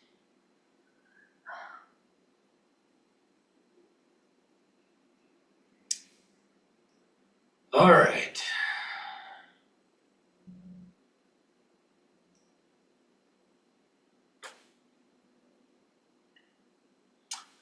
Let's get going here. I didn't even get through all my emails, but it's all good. Okay, so any questions Not for where we're at? No.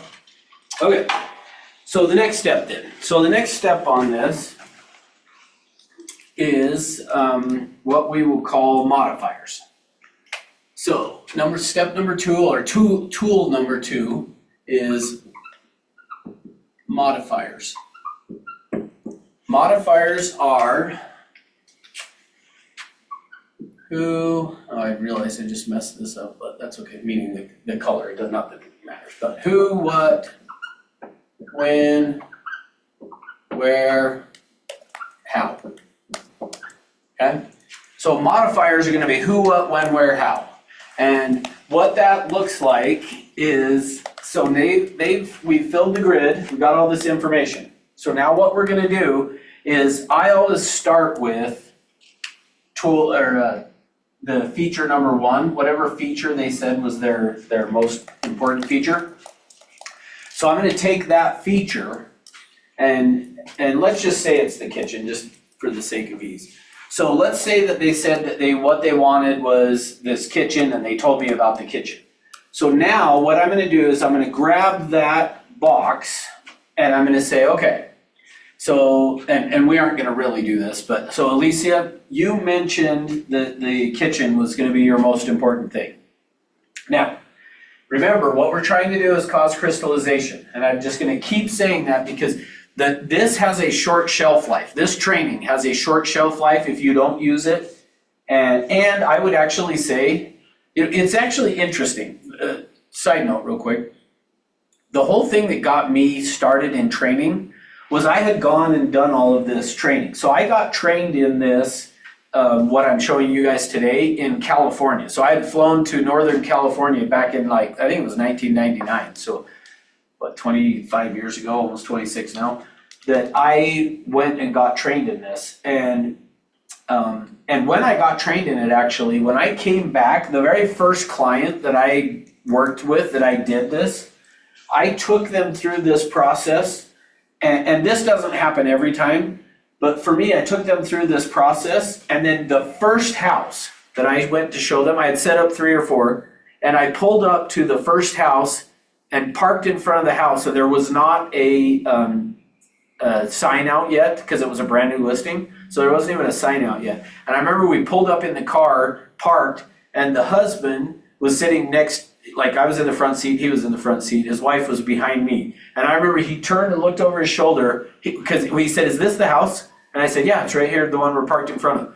And he turned and looked over his shoulder at his wife, and he was like, "This is it." And I was like, "What?" I had never had that happen before. And I was like, "Well, hold on, let's go look at the inside."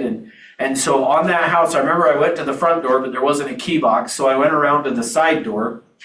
And when I went to the side door, I opened the key box, and we walked in. So on the side door, it took us right into the kitchen. And I remember they stepped in, and he was like, "Yep, this is the place." And I was like, this never happens. So I was kind of like, well, hold on, like we need to, I've got 2 other ones. Let's go look at those first. And they're like, okay, now today I would never do that. I'd be like, great, let's go back and write it up. So I drive them and I show them the other 2 and they're like, no, we want that one. We want that one. And I was like, okay. So I went back and wrote the offer. I've had that happen twice where it was the first house that I showed them.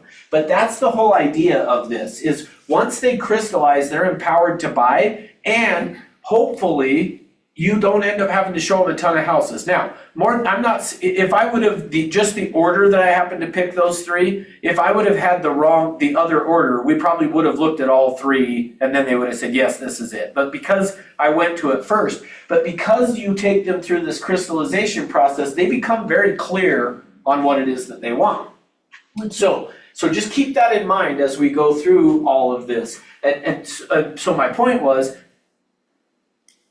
I learned it, it worked great for me, and then over time I kind of forgot, and so I quit doing it.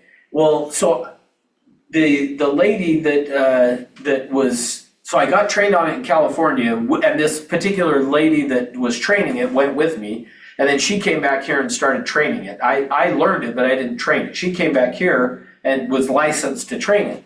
So I forgot, in fact, I had even left the company and gone to a different company, and my business went down, and I was like, I need to go back. So I went back and I went to the lady that was training all this, and I was like, I want to get involved because I quit doing all this stuff, even though I know it works. And I want to get involved in the training so that I get it so ingrained in me that I won't. Well, that was actually, I didn't realize it, but that's what launched me into me doing what I'm doing now. So just know you got to work on this skill. So I'm going to say, okay, let's talk about the kitchen. So now because of that, and the first thing that we're going to try to get them accessing is the pictures. So what I do under these modifiers is I'm going to say, okay, Alicia, picture yourself in the kitchen. So you'll notice I'm giving them, this is still a directive, even though I'm not saying to describe for me or whatever. I'm giving their brain an instruction. So I'm saying, Alicia, picture yourself in the kitchen, tell me what you see. So what I'm doing is giving an instruction to her brain to say, go down to where you've got the pictures of what your ideal kitchen is going to look like, and then tell me about it. So what's going to happen then, so think of it this way, is I'm going to take this box here, the kitchen, and I don't usually do this on I don't go to a new box. You could, but I don't usually. I just say, okay, you've given me all this information about the kitchen. Picture yourself in the kitchen. Tell me what you see. Then she's going to start to talk about it. And some of the stuff she may be like, well, remember I said blah, blah, blah, blah, blah, and remind me, that's fine. But she's going to start to talk about it. Then what I want to do is from there, I want to ask who, what, when, where, how questions based on what she says. So let me show you what I mean. So let's say that what happens is I say, picture yourself in the kitchen and tell me what you see. And she says, okay, I see a big island bar, and it's going to have double ovens, and I'm going to have enough cabinet space to put all of my stuff in, and there's going to be a big enough pantry that I can, when I clean up at night, I can have, there's nothing left out, like everything's got a place and I can put it away, and it's going to have windows in the kitchen and enough space that I can cook and have somebody else in the kitchen even cooking and not running into each other. Okay, so let's say that they said that. The whole time they're talking, I want to be paying attention to who, what questions should I ask that are who, what, when, where, how? Well, so already, let's just start with the who, not just because, but like I just said, so that more than one person can be in there cooking. Well, then that would be a great question. Is so who else is going to be in there cooking? And then they're going to tell me who else would be in there cooking. And then based on that, I might even say, hey, welcome to the party, Andy. You got here just in time. So I might even say to the person, so if they didn't say anything about cooking or whatever, I might say, well, so who all's going to use the kitchen? And what are you going to be doing in there? And like the obvious answer might be cooking, but okay, but like how often do you cook? So notice, I'm just gonna ask questions. What do you cook? When do you cook? When do you see yourself in there? Who's all gonna be there? What are they gonna use it for? Now, the other thing is you wanna keep in mind on this is when they say to you, if they said something like, I want a lot of windows. Well, usually what I will do in this point of the training is I will stop and ask everyone, how many is a lot of windows? To you, so I'll just ask Alicia, if the client said, I want a lot of windows, what does a lot of windows mean to you? It means sliding glass doors and a window over the sink and a window on the other wall. Okay, so now remember, back to this idea of they think we don't listen and we waste their time. This would be an example, because as soon as they say, I want a lot of windows, you're gonna now picture what that means to you, and you're gonna typically go to try to find a house that has that. And then when you show up, they go, that's not a lot of windows, or that's too many windows. So remember, what we gotta do is anytime they use some type of an adjective of big, a lot, huge, anything like that, what I wanna do is find out, okay, but what does that mean to you? So let's say they said a lot of windows. I'm gonna say to them, then the client, during this modifier section, I'm gonna say, okay, you mentioned a lot of windows. Tell me what that means to you. Because I know what it means to me. Tell me what that means to you. Now, sometimes what people will do, so let me give you a different example. Oh, you even dropped off and came in, I love it. Oh, yeah. Did you not hear me online? I did not. Oh, No, I said, welcome to the party, Andy. yeah, I was messing around with stuff. Oh, okay. So, we're just on the modifier section. So, another place is that people will say, I want a big kitchen. So if somebody says, I want a big kitchen, you gotta find out what does that mean to them, because I know what it means to me. So I'm gonna say to them, hey, you mentioned a big kitchen. What is a big kitchen to you? Now, some people will say, well, I don't know how to explain what it is, like a big kitchen. I don't know how to explain it to you. Then when they do that, I just say, okay, in relation to the room. So if we're in a conference room, I'm gonna say in relation to this conference room. Same size, double the size, 4 times the size, like help me understand what big, when you say big, what does that mean to you? So now let me give you a quick story on that. I had an agent that, or not an agent, a client or potential client that one day said, I want a big client or a big kitchen. So I said, okay, what does a big kitchen mean to you? How big's a big kitchen? And she said, oh, I don't really know size. And I said, okay, well, just like in relation to this room, how big is it? And no lie, what she pointed out is she said like this. She said a kitchen like that size. Now, you guys on Zoom couldn't see me, so that's the problem from not being here. Too bad. Just kidding. Not very big is the point. So she was like, it's the size of that. And I was like, that is not a big kitchen. And then she proceeded to say, though, the kitchen we have right now, where the stove is and where the sink is, like one person couldn't be doing dishes while the other person is cooking. There's not, like, it's literally like you couldn't both be in there. So she said, so when I say a big kitchen, it just means 2 of us could be in there doing stuff at the same time. And I was like, oh, okay. Now, but if you stop and think about that, here's how most agents would approach it, which this gives me another idea of what I need to share with you. The way most agents would approach it, though, is when they say, I want a big kitchen, but then you go get them approved with the lender, you're gonna be like, you're never gonna afford a big kitchen with that price. But for her idea, like my idea of a big kitchen is gonna be the size of this room. Like that's when if I said I want a big kitchen, I'd be like this, versus she was like, oh, it's just like that. Like it's just this small space. So your idea of a big kitchen is different than theirs. And so again, we gotta let them tell us what a big kitchen means to them. So those are the types of things I want to be doing with these modifiers. Who's going to use it? Where's it going to be? So that another one you can ask people is, where would it be in relation to the rest of the house? So you want this kitchen, well, where in relation to the rest of the house would it fit? and then they'll tell you where that would fit. Now, so this was the other thing I just remembered I need to share with you. And keep in mind, features have a price tag, benefits or needs do not. Meaning, you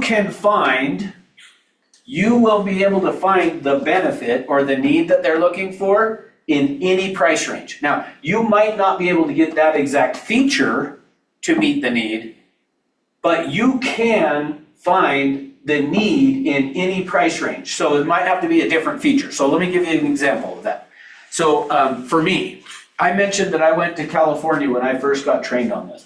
Well, I actually, let me restate that. I first got trained on this the way I'm training you guys. Like it was basically, maybe not exactly, because I'm doing it better, but but it was the same thing. Like it was a condensed version of this process. When I went to learn it in California, we took everything that we're talking about and spread it out over 3 days, meaning what we did, in fact, I keep thinking I should actually schedule and do this here, but what we did is we actually, every single thing that we talked about, we then stopped and role played. And then we would come back and talk about, and we had people walking around coaching to be like, oh, you can't say that, don't say it this way or whatever. So like we did it for, it was more like 2.5 days or a little over 2.5 days. But where we did these directives and then it was like, okay, break up into groups and you guys practice it. And then we came back and talked about it, which I probably should do that. Yeah, why haven't we done that? I don't know. Good. That'd be a great, just like the thought- buyers, because we always do a listing presentation Mhm. classes and stuff. And yeah, we should do it, but I think the reason I haven't done it is because it's like, it's gonna be a 3-day thing, but Yeah. that is actually a really good idea. Just do like 3 days in the afternoon for 3 hours in the Mhm. afternoon. Specifically, Sounds good. afternoon. Oh, that's a good idea. Yeah, I will look at that, because it actually would be, to really learn this and to get good at it, I mentioned already earlier, you gotta use it. And that's why doing this and actually practicing it, because without practicing it, you might think you know how to do it, but you won't really be doing it, or whatever. Anyway, okay. Why did I bring all that up? What We're was I talking talking about California. When you first learned it, Yeah, but what was my point? Why was I? I don't know. You said when you first learned it and then you took it to California. Oh, thank you. I got it. Thank you. You got me back on track. Thank you. Okay, so when I went to California, we did the role play of it. And we broke off into a group and somebody said to me, describe for me your ideal home. Now, this was actually before I bought the house that I was talking about. So what happened was, and actually I showed Andy on Google Maps where my house is the other day and I don't remember why I did, but anyway, doesn't matter. I don't know. It doesn't matter, Yeah. but so you'll really actually understand what I'm about to say. So in that class though, I know, because I'm still talking about features versus benefits. So in the training, I said to the person, they said, describe for me your ideal home. And I said, my ideal home would be a 2-story on an acre of land, and it would have a swimming pool in the basement. Now, I will tell you, the home that I bought is a 2-story, it's on a 1/4 acre, and it does not have a pool. Yet, I bought a home that meets my needs. Now, how? How does that work? Well, here's what happened. So this is where we get the idea that buyers are liars. If they show up saying, I want a 2-story on an acre of land with a swimming pool in the basement. Which, when I was in California and I said that, the agents in California were like, you guys have swimming pools in your basement? And I was like, no, you don't. But that's what I want. Yeah, I was like, no, but that's what I want. So, from that though, if you distilled it down to, okay, that's the feature. 2-story, Acre. 1 acre of land, pool in the base. Sorry, I read an email during the break that has got me from somebody that's fighting with one of our agents, and it's got me distracted. I shouldn't have even read the email. So I still have it kind of processing. I gotta let it go. So all of those things are features, but there's a benefit that those features provide. Now, I'll give you an example of this, so what that looks like. So when I said I wanted a pool in the basement, here's why I said that. Here's what was going on. And without asking the questions and diving in this deep, you would never get this from unlikely you would get it from a client. So the reason I wanted a swimming pool in my basement was because at that point where I lived, I was driving to a Gold's Gym that I think was about 3 miles from my house, and it was winter, so it's cold.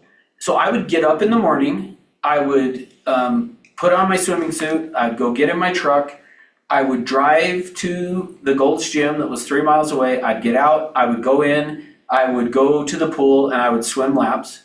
And after swimming laps for like 5 minutes, I was tired. But I would go swim laps, and then once I was done, I would get out of the pool, my hair's wet, I'm going outside, I'm freezing cold, I get in the car, I would drive home, and I remembered having the thought, like even though I jokingly say swam for 5 minutes, I remembered thinking like, I'm spending almost as much time driving as I am actually working out. And so I was like, it would be awesome if I had a pool in my basement. So when somebody then said, describe for me your ideal home, I was like, I would have a pool in the basement. Now, what would be based on what I said, let me see if you guys can get it, is the feature is the pool in the basement, but what would be the benefit to me of having the pool in the basement? You wouldn't have to go to the gym. Yeah, so what would you call that? Convenience. Perfect, that's one of the benefit words. So really what I was looking for when I said I wanted a pool in my basement, what I wanted was convenience. It's not that I wanted a pool. And this becomes crucial here in a second. It wasn't about the pool, it was about convenience. Now, the home that I bought has right outside of my backyard is the parking lot of the park, and then there's the clubhouse with the pool. So there is a pool right outside of my backyard that's not open in the winter, but it's open in the summer. But guess how many times I've gone over there and swam laps? 0 times. More than 0, but not much. Like I have gone over and swam laps. I will bet you I have swam laps in that pool maybe 10 times. Maybe. Yet, that was one of my key things that I wanted. But again, it wasn't the feature that I wanted. I'm going to keep coming back to this. It's not about the feature, it's about the convenience. But guess what I have done is also around my neighborhood, there is a 2-mile trail that surrounds the neighborhood. I run on that just about every day. Now, not when it's cold and wet, I don't, but just about every day, I run that 2 miles of that trail, just about every day. And it's perfect because I had a cousin, her and her husband were out running on the road and got hit by a car. Like they survived, like everything was fine. It wasn't bad, but they both got hit. And so ever since then, I've always been a little worried about running out, but I don't have to worry about it because, which that actually is another benefit, but I don't worry about it because I'm on a 2-mile trail. So there are a couple of places that I do have to cross like the intersection to the neighborhood. But for the most part, I'm out on the trail and I don't have to worry about cars or dogs or anything like that. So, but that notice though, my need really, when I said I wanted a pool, most people would look at that and be like, good luck. But it wasn't about the pool, it was about the convenience that pool is gonna give me. And what I want is the convenience. I don't have to have the exact feature. Now, so let's do the second one. I said I wanted it on an acre of land. Well, I just already told you I'm on a 1/4 acre. The acre is gonna be the feature that I wanted. Well, why would somebody want an acre of land? What would be something people would want it for? Gardening. Okay, gardening's not what, that's good, but that's not, for me, that wasn't it, Pool. but you're right. Pool, but I didn't want the pool outside Right. because, for whatever reason, but good. For me, it was about recreation, which is another benefit. So at that point, I was like, I want 1 acre of land so that I can go out in the backyard and play catch with my son. I want to be able to go out, I want to have a basketball court, and I want to be able to go throw a baseball around, play basketball, maybe tennis court, whatever. So I wanted an acre of land for that. But I just told you I bought a house that's on a 1/4 acre of land. So are buyers liars? No. No. That was the feature, was that I wanted an acre of land. But really what I wanted was a place to recreate, to go play basketball, play catch and stuff with my son. Well, guess what's right outside of my backyard? Park. The neighborhood park, which is way bigger than an acre, which actually, until all three of my boys, until they were 12 years old, we could go over to the park, I could throw a baseball, they could hit it as far as they could, and it wasn't going into anybody. In fact, that was the rule with my boys, is that we have to quit going to the park and hitting the day that you can fly the ball into somebody's backyard. So every time it was like, as soon as you fly one into somebody's backyard, we're done hitting at the park. But that was at least till they were 12 that before that would happen. So it meant that, so notice, now here's the other side of it. This one is why this, and maybe this is why it makes so much sense to me of why I understand how all this works. Because I would have, if I was not an agent and you were my agent and I said, my wife still says she wants an acre. I still don't. But if you were an agent showing me houses and I wasn't an agent, and I would have told you I want an acre of land. But every time you showed me a house with an acre of land, I would have looked at it from one of two perspectives. Either I would have looked at it and seen this yard is a mess. It's going to take me a ton of time to get it shaped up, and that's going to take away from me going out and recreating. Or I would have shown up and seen a beautiful, pristine yard and been like, holy crap, how long does it take to keep it looking like this? Which means I don't get to recreate. So in actuality, that's the idea of this, of where it comes from when people say, I want an acre of land, and then they go buy something else, and then people say buyers are liars. No, they're not lying. It's because what I wanted was recreation. I just thought the only way I was going to get it, and this is the key thing, they think the only way they're going to get it is in an acre of land. But when I realized, oh, I can live in this PUD and I don't have to do anything to the park. I have to pay, at that time it was $50 a month for an HOA fee. I paid $50 a month and I get to go use all those amenities and I don't have to do any of the upkeep on it. Sign me up. That's perfect, because that is not the way, my wife loves to go work in the yard, which is probably why she wants an acre of land. And I'm like, I don't want to. I want my Saturday to be go do something fun. I don't want to work in the yard. So that's the idea of this. But that's how this works, where they will tell you a feature. And then I promise you, I'd tell you I want an acre. And every time I went out, I would have been like, I really don't want an acre. Because I want recreation. And if I see it as work, that's going to take away from recreation. So I don't want to do it. Make sense? And then the other was 2-story, which I did get. But here's the interesting thing, and I'll be a little bit vulnerable on this with you, telling you of why I wanted 2-story. Is the reason I wanted a 2-story is when I was 7 years old, my dad was a pharmacist, and a guy came to his pharmacy to rob the pharmacy to get drugs and shot and killed my dad. Well, as a result of that, as a kid, I was always scared, like somebody's going to break in my house and kill me. So we, at that time, and I don't know why I still said 2-story, because at that time, the home that I grew up in was a rambler, but it had, it sloped into the backyard. So even though it was a rambler, on the back of the house, where my bedroom was the 2nd story. So even though it was a rambler, it was the 2nd story. I didn't worry, when I was in that bedroom, I never worried anybody was going to break in. Well, as I became a little bit older, I was like, I want to move downstairs and be cool in the basement. And I remember I went downstairs and it took me a long time before I could fall asleep in the basement, because I had a window in my bedroom that was probably about this size, like that, to where, I mean, it wasn't one window, it was 3 probably, but I was like, man, somebody could come in that real easy. So for me, the reason I have always said I want a 2-story is I was like, I want my bedroom up to where I don't have to worry about, if somebody breaks into my house, I got time to get a gun or something before they make it upstairs. I don't know. But that was my logic. So what would be that benefit? Safety. Yeah, so I think safety and security are kind of two sides of the same coin. So, because security is peace of mind. Safety is about your physical safety, but security is peace of mind. So for me, when I went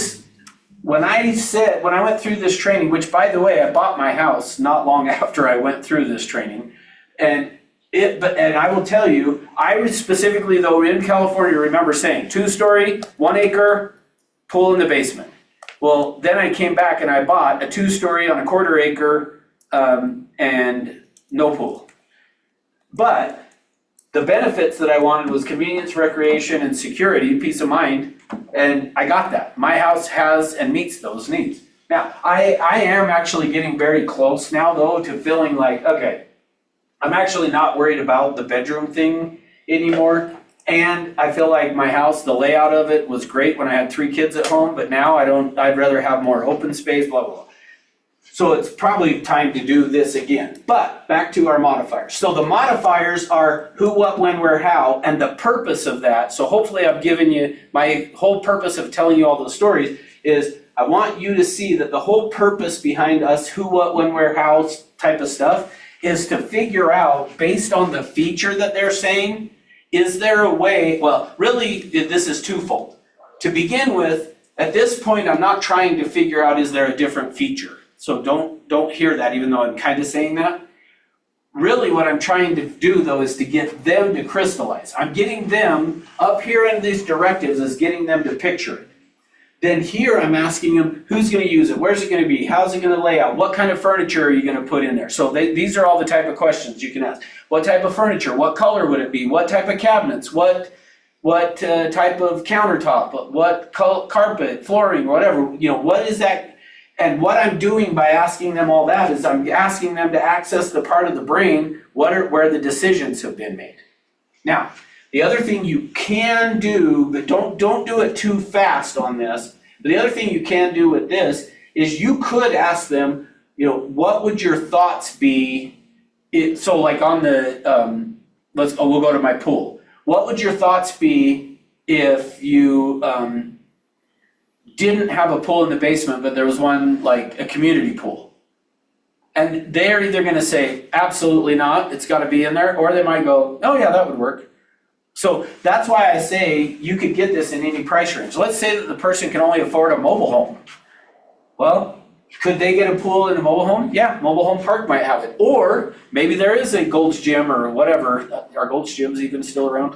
And not in Utah, I think it's Yeah. Vasa. Okay, so Vasa, is there a Vasa or an EOS or whatever across the street? Because if there is, that if really what the key that you got to get to though is what's the benefit. But we're not getting necessarily to the benefit here. But I might ask, what would your thoughts be if you didn't have a pool in the basement but it was close by? And if they say no, absolutely not. So during these modifiers, you can ask anything you want as long as it's who, what, when, where, how. Now you'll notice one is missing. What's missing? The why. Do not ask the why on this. The why is going to be step 3. So I don't want to ask, so why do you want that right here? Because typically the reason is if they haven't crystallized yet, if you ask why and they've crystallized, they'll tell you the benefit. If they haven't, they're going to say stuff like, oh, it'd just be great, be perfect, be exactly what we need. Well, that's not getting you to the benefit. And so that's what the fact, when you ask, why would you want that? If somebody says it would be perfect, what they're telling you is they haven't crystallized. And crystallization is the whole point. I'm going to keep coming back to that. The whole reason we're doing all of this is to cause crystallization, because when they crystallize, they're empowered to buy. So if anytime you have a client who you're showing houses and they're not buying, know that it is because they haven't crystallized or they're not a real buyer. That's the other option, is they're just not a real buyer. Okay, any questions on the who, what, when, where, how modifiers? I'm sorry, I came in late. So is this after you've already asked them for their top 2 and 3? Yes. Okay, So yeah, I did the top 2 or 3 on the rank okay. Yep. So you don't get into modifiers until, after? yep. Okay, because I've done this a lot, and I do the same thing, because I find that if I were to do modifiers too early, I'm gonna be there forever. Ever, yep. Yep. Yeah, so I always get as much information, then say, give me the 2 or 3, then we jump into it. Okay. Okay, the other thing that I will say is, and this is more of a guide than anything, but is I will say you usually need to ask somewhere, this is a brand new marker, I just barely, I mean, it might not be brand new, but I just barely got it downstairs. Are you kidding me? Right before we started class today. I've thrown 3 away so far. That doesn't give me, some of these are other ones that I added this morning too, that Uh-oh. they might be not usable either. Okay. I have found is you usually need to, as a guide, ask 5 to 7. Now, here's the truth. You need to ask however many of these it takes to get them crystallizing the property. So if you ask 2 and they crystallize, you don't need to ask more than that. But I will say as a general rule, 5 to 7 is kind of the average number you're gonna need to get. But I have had times where I did it and I will ask 10, 12, 15 of, because if I'm really trying to get a good clear picture of it and wanting them to get a clear picture of it, so what's this gonna be looking, who's gonna use that? How are you gonna use it? How often do you use it? What do you use it for? All those kinds of things, okay? So just kind of know though, especially when you're first learning this. So the more you do it, the better you'll get at it, the fewer of these you'll have to ask. But to begin with, you need to be asking at least 5 to 7 of those before you move on, okay? Okay, now, so once I've done that, now, and again, let me make sure I clarify this. So I'm only doing these for number 1, the kitchen. Once I've asked all of these, then we're gonna go to step number 3. And then after step number 3, I will come back here and start on modifiers for number 2 up here, whichever one it is. So hopefully that makes sense. Okay, so now that I've asked 5 to 7 of those, I'm gonna come down here to tool number 3. And I like to call tool number 3 the tag. And where that comes from for me is, the way I think of it is, when I was 12 years old, my neighbor owned a grocery store, and I worked at his grocery store. And initially, my job was, I was just cleaning the meat department. So the butcher would butcher up all the meat all day, and then I would go in at night, which is hilarious, because at 12 years old, you could not go do that today. OSHA would be, is OSHA or? Yeah, occupational safety and hazard. Yeah, OSHA would not let a 12-year-old. Well, at 12, you can't work. Yeah, You can be 15 to 14 for a couple hours a week. Yeah, that's true. But at 12 years old, I would go at the end of the day and clean the bandsaw and the grinder and all that kind of stuff. In fact, my favorite thing to do was when I was cleaning out the grinders, I would get some of which I was 12 years old, so looking back, like I thought it was hilarious, but looking back, I think people were just nice to me, is all it was. But I would get some of the hamburger and I'd put it like on my arm somewhere, and then I would get a knife and cut through the meat part, and then I would put like some ketchup or something on it, and I would go up to the other workers at the store and be like, and they were usually teenagers too, and I'd be like, I cut myself. Oh my gosh. And then they would usually, but looking back, they probably were not fooled at all. Yeah, They thought they were just being nice to make me feel good. It worked, because I thought I was funny. So, but I first started doing that. Then I got the job of facing. So I would go stock shelves and face the shelves. But the way we would put the prices on is we had these little pricing guns that you would set the price and then you'd click the thing and and it was called tagging. So you had to go tag the stuff. So that's what I think of this is now we're gonna take this item and we're gonna put a tag on it. And the tag that I wanna put on it is one of these 15 benefit words, which I haven't given you yet. But here's what we're gonna do is the tag is gonna be, what does blank mean to you? So what does blank mean to you? Or I might do, why is blank important? Okay? So what should happen then is once I do that, they've given me all this information on the kitchen, then I'm gonna say, okay, I think I've got a really good picture. What does having that kitchen mean to you? So I guess those should be question marks. What does having that kitchen mean to you? What should happen now is they should say, and I'll give these to you in a minute, they should say one of the 15 benefit words, or they should talk around it enough that you understand which of these benefit words they're talking about, okay? Once you land on what the benefit is, then I usually would write that over here, whatever the benefit word is, I'm gonna write it on the box there, so that I know That's what they're looking for. Now, here's the key. Once we land on what the benefit is, when you go out and show them the properties, I want to talk to them about the benefit, not the feature. So, for example, in the kitchen, let's just say that, let me think, what would be something good for the kitchen? Actually, believe it or not, and maybe, I don't know if you, what your thoughts are, but the kitchen a lot of times ends up being a love, is what the benefit is.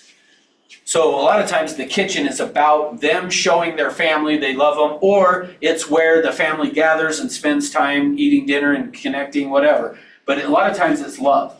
So let's say that I say to the person, what does having that kitchen mean to you? And they say, well, that's where we as a family end up gathering, and I get to hear about my kids' days, they're doing their homework, and we just get to spend time together. Okay, so they didn't say, well, it's where I show my kids how much I love them.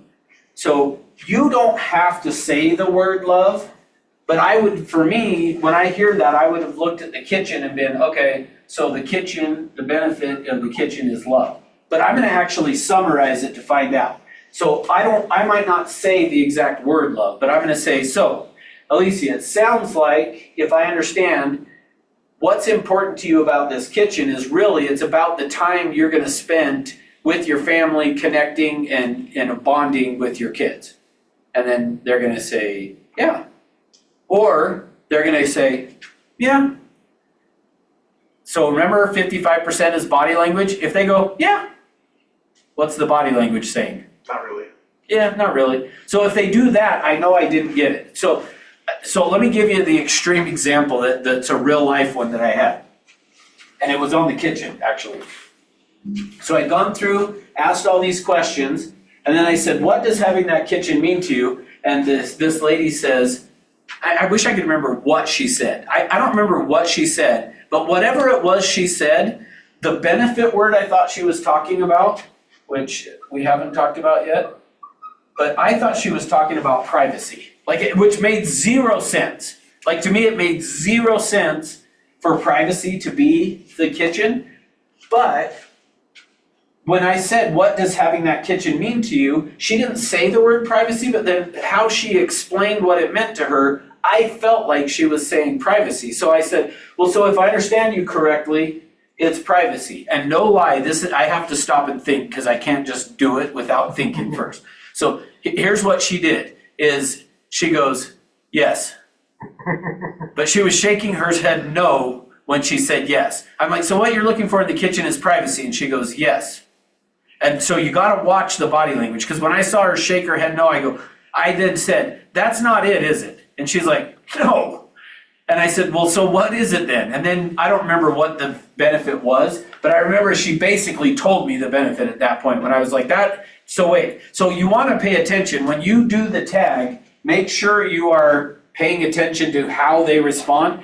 Because if they don't actually, if they're not like, yes, if they are kind of just like, yeah, I guess, then you didn't get it. So and all I would do at that point is I just always say, so that's not really what it is, right? And they'd be like, no. And I'm like, okay, so what is it about it? And then they'll usually explain it to you in a way. Or I would just say, well, so why is it important then, is what I may say, instead of doing this again. I may say, well, so why is it important? And then they would usually tell me why it's important, okay? All right, so now once I've done that, I'm gonna write down the benefit word here, then I'm gonna go, okay, let's talk about the Rambler. And I'm gonna come back up to here. So where's it gonna be? What's it gonna look like? How, just whatever, who, what, when, where, how questions, minimum 5 to 7, then I'm gonna say, what does having the Rambler mean to you? Now, in fact, since you brought it up, Alicia, and I think I already know the answer, but we'll see. And recognize we haven't asked all these questions, but what does having a Rambler mean to you? Safety Oh, okay. from falling. Okay, see, I thought maybe another benefit word is health, and I thought that's what you were gonna say. I was close, I knew it was related, but it's really about the safety of, okay, good. Yeah. Which is because of the health. Yeah, because of the health, but it's not, but what you said though is really the more accurate, is it's about the safety, so that makes sense. But notice, that's what I would be doing then. So now let me ask you a question. And it's okay to say no, by the way. What would your thoughts be if there was a property that wasn't a Rambler, but it maybe was a 2-story, but it had everything you needed on the main level? Like, you wouldn't have to go up to the second floor if you didn't want to. Now, and it's okay to say no. Like, I really want you to tell me the truth. No, I think that would be fine, and in fact, I saw one that had like a little chair going up the Oh, okay. stairs and down the stairs. Okay. That would be fine. That would, see, so notice that's how we get to buyers are liars though, is because they show up saying, I want a Rambler, so we only look at Ramblers, and then she sees one that has the chair that would go, or the other thing that I was thinking of, we have a guy in my neighborhood that, this was really sad, but his daughter had gone and served a mission in Chicago or something, got home, they took the whole family and they go to Hawaii, and this was in December, like, probably 10 years ago now, ish, maybe longer, but they're in Hawaii and they go body surfing. It's not great to body surf in like December, January in Hawaii apparently, because the waves are crashing like right at the beach. And he was out body surfing and it slammed him down and then he could not move. And so he is now a quadriplegic. But they lived in a 2-story, and so they called me. I helped them buy that house. They then called me and was like, hey, we need to sell. And as I talked them through all of this, of where they would want to be and stuff, we landed on actually, we don't want to move because we love the neighborhood, we love our house, but we got to figure out a way to get him up and down. And so they went and had an elevator installed in their garage. So there's actually an elevator that he can access from one of the bedrooms, or it was an office on the main level, that he can go in, the elevator takes him up to where the bedrooms are. And anyway, so just kind of keep in mind, that's what, it's the benefit so once I know what she's concerned about is the safety of it, well now, okay, I can find a house that's not a Rambler, but it's got to meet your need. And if it doesn't, if she's like got to do stairs at all, she's gonna be like, no thanks, not it. And do you say that to them during, when you figure it all out, do you say, because you're sending them hot sheets and all of that, if somebody said Rambler, you're probably gonna click Rambler and they're never gonna see a 2-story. Yep. Do you share that with them up front? Like, hey, I might send you some 2-stories that I think would work. Well, I feel I would do just what you heard me do there, is once I landed on, hey, it's about safety. So the idea of it is safety, then I'm just gonna say, okay, well, and that's where for me, if the 2-story, I would use the example of, well, once I know that the purpose of the 2-story is about security or safety, then I would say, well, what would your feelings be if it was a Rambler, but the back, because of how the slope of the lot is, that your bedroom's actually above, like nobody's gonna just climb in? Or what would your thoughts be if it was a Rambler, but you had like these bushes out there that like ain't nobody gonna wanna climb in because they're gonna scratch them up, or like, yeah, I think for sure you can ask those type of, mostly I do that if I feel like I might have a hard time finding what they're looking for. That is when I start to kind of, well, what would your thoughts be about this or that? But yeah, for sure, once you know that with like her, you could say for sure, well, what would your thoughts be if I found a 2-story, but it had one of those chairs that you could sit in, so you didn't have to walk the stairs, you could go up and down.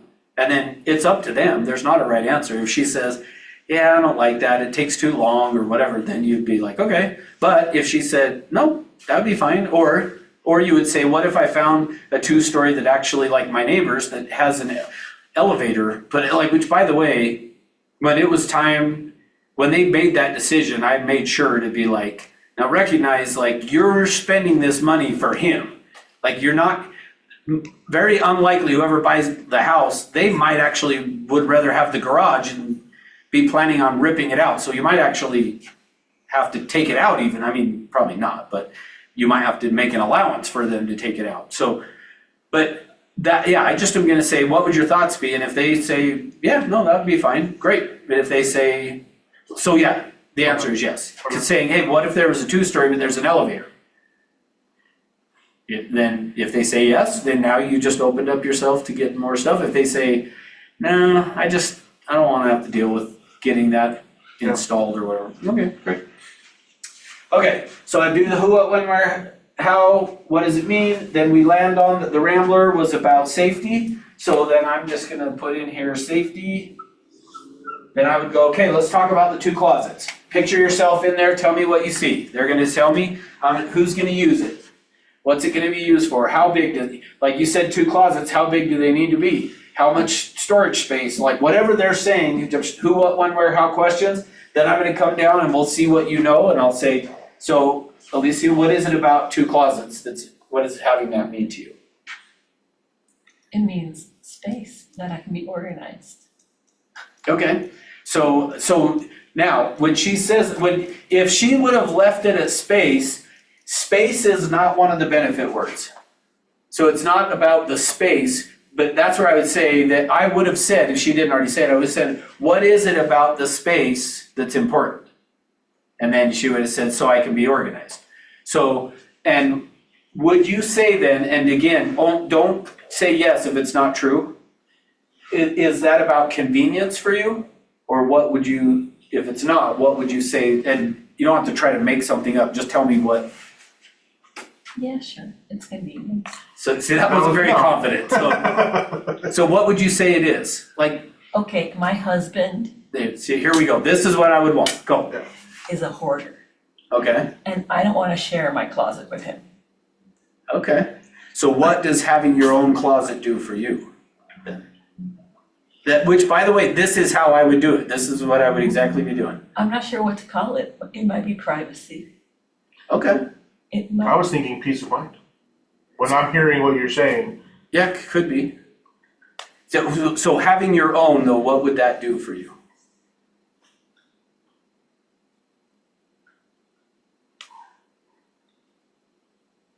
peace of mind, Yeah, okay, peace of, so, if he's okay, a hoarder, that's what I'm hearing is chaos versus organization. So the organization, yeah. I feel how- good, I know how I feel when it's. Yeah, and I was gonna say, maybe feel that good. would be the question I should have asked is, what does having the organization do for you, having that? And then you should say peace of mind, so it's which just the for, thought of it, I feel like Right? free, I feel the same way. yeah, freedom. so for me though, peace of mind is security, even though that might not totally make sense to you, when you hear security, you think of like safety, but security is just peace of mind. So for me, it wasn't really about, yes, it's the physical safety of a 2-story, but it's really the peace of mind of I can go to sleep not worried somebody's climbing in my window. So it's really, security is peace of mind. Okay, we good on that? Mhm. Alicia, good? Yeah. Fernando, Jeff, anybody? I know Jeff can't unmute, but any questions or anything? Let me see if there's any. Oh, Jeff did put it here. Oh, that was from before. Older iPad and it won't let him turn on the mic. No worries. If you have any questions, throw it in the chat box. Okay, so next, let's go through and talk about the benefit words then. Because again, this whole thing we've been doing is about causing crystallization. And the reason that's important is nobody's gonna buy until they crystallize. So your job is to help them crystallize. Once I've helped them crystallize, now they're empowered to buy. Well, it also is gonna then help me in finding the property for them. But what I have found, and this has been a little bit organic, in fact, I'm almost to the point of, well, I am, so I'm only gonna give you 14 actually instead of 15. The 15 was safe, I used to do safety and security as 2 separate things, but I actually, the more I do this, the more I start to feel like really the safety, like even if like a mom is like, I want a fenced backyard so that my kids aren't gonna run out in the street. Okay, yeah, that is physical safety for the kids, but what does it give to the mom? Peace of mind that they can, so I really feel like every time we talk about safety, it really is more, even like with you, of saying the Rambler is about safety, but it really is, just gives you the peace of mind that you're not gonna trip going up or down the stairs or whatever. So I'm not gonna get rid of safety, but I'm gonna put them on the same thing. So I'm really only gonna give you 14. Okay, so let's go through the rest of these. So, and I may have to go look at a cheat sheet, because I always, well, in fact, I'll start with the one I usually forget. I usually forget aesthetics. Oops. I'm probably spelling it wrong. But I always say, if you can't spell a word more than one way, you're not very creative. So, all right, so aesthetics. Aesthetics is gonna be just the way it looks. And when I've seen that show up, was like I had somebody that was saying they wanted to buy a house in the Avenues, and when I took them through the process and was asking them about, like, so what is it about that, and what does having that mean to you? And they started talking about having doorknobs with etching on them. I mean, when somebody starts talking about etching on doorknobs, it's the aesthetics is what they're talking about. Or if they're talking about crown molding and all this kind of stuff. All right, next one is comfort. Comfort is about like creature. Think of it as creature comfort. It's a sense of ease. It's so I used to have a dog that she would jump up on the couch and we had a blanket that was like her blanket, and she would jump on the couch and she'd move it with her nose, and then she'd stomp on it, and then she'd sit down, and then she'd stand up and turn around, and then she'd sit down, and pretty soon all of a sudden she'd go like, and then she was like gone, not moving. That's comfort. Comfort is okay. So comfort is a sense of ease. Convenience is about making it easy. So convenience is ease of use. Comfort is a sense of ease, okay? Next one, I'm gonna cross out features here because I'm just gonna keep listing the benefits here, but they're not features, so that's why I'm crossing them out now. So next, let's did we do privacy? Yes. Esteem / prestige.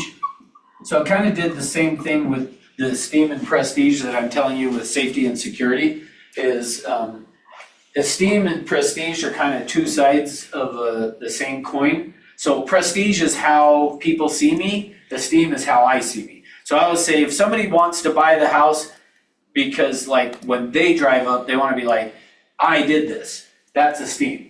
If what it is I want to impress my friends and family when they come over, that's prestige. And I would say those two are so closely related, meaning even if they are saying it's esteem, there's probably some prestige there, and if there's some prestige, there's probably esteem. So anyway, prestige and esteem. Let's see. I'm always hesitant to do this one, but we'll get it over with. Sex. So one of the benefits that can come up when you're working with your clients might be about, I probably should even start to do that and put romance here instead of sex. But just know there might be sometimes that's what it's about. Like I had one time that a guy, and this was another agent that I sat in on them meeting with a client, and the guy was talking about the hot tub in the backyard, and for me personally, I probably am never going to say sex when I say what does having it mean to you. I'm not going to summarize it back to them as that, but this guy did, and like the guy was saying, well, I want a place that my wife and I can go spend time together, and blah blah. And the agent was like, oh, so you're looking for a place that you and your wife can have great sex? And he was like, well, yeah, I wasn't going to say that though, so I wouldn't say that either. I would say you're looking for a place that you could have some romance. Like that's how I'm going to say it. Okay, but just know it's possible that that's one of the benefits that comes up as you're doing it. Okay, let's see. What else am I forgetting here? How many do I have? 1, 2, 3, 4, 5, 6, 7, 8, 9, 10. Is that right? 1, 2. So I'm missing 4. What am I missing? I'm struggling today. I usually only get down to where I can't think of 1. It's because I haven't taught this for a while. All right, where are we at here?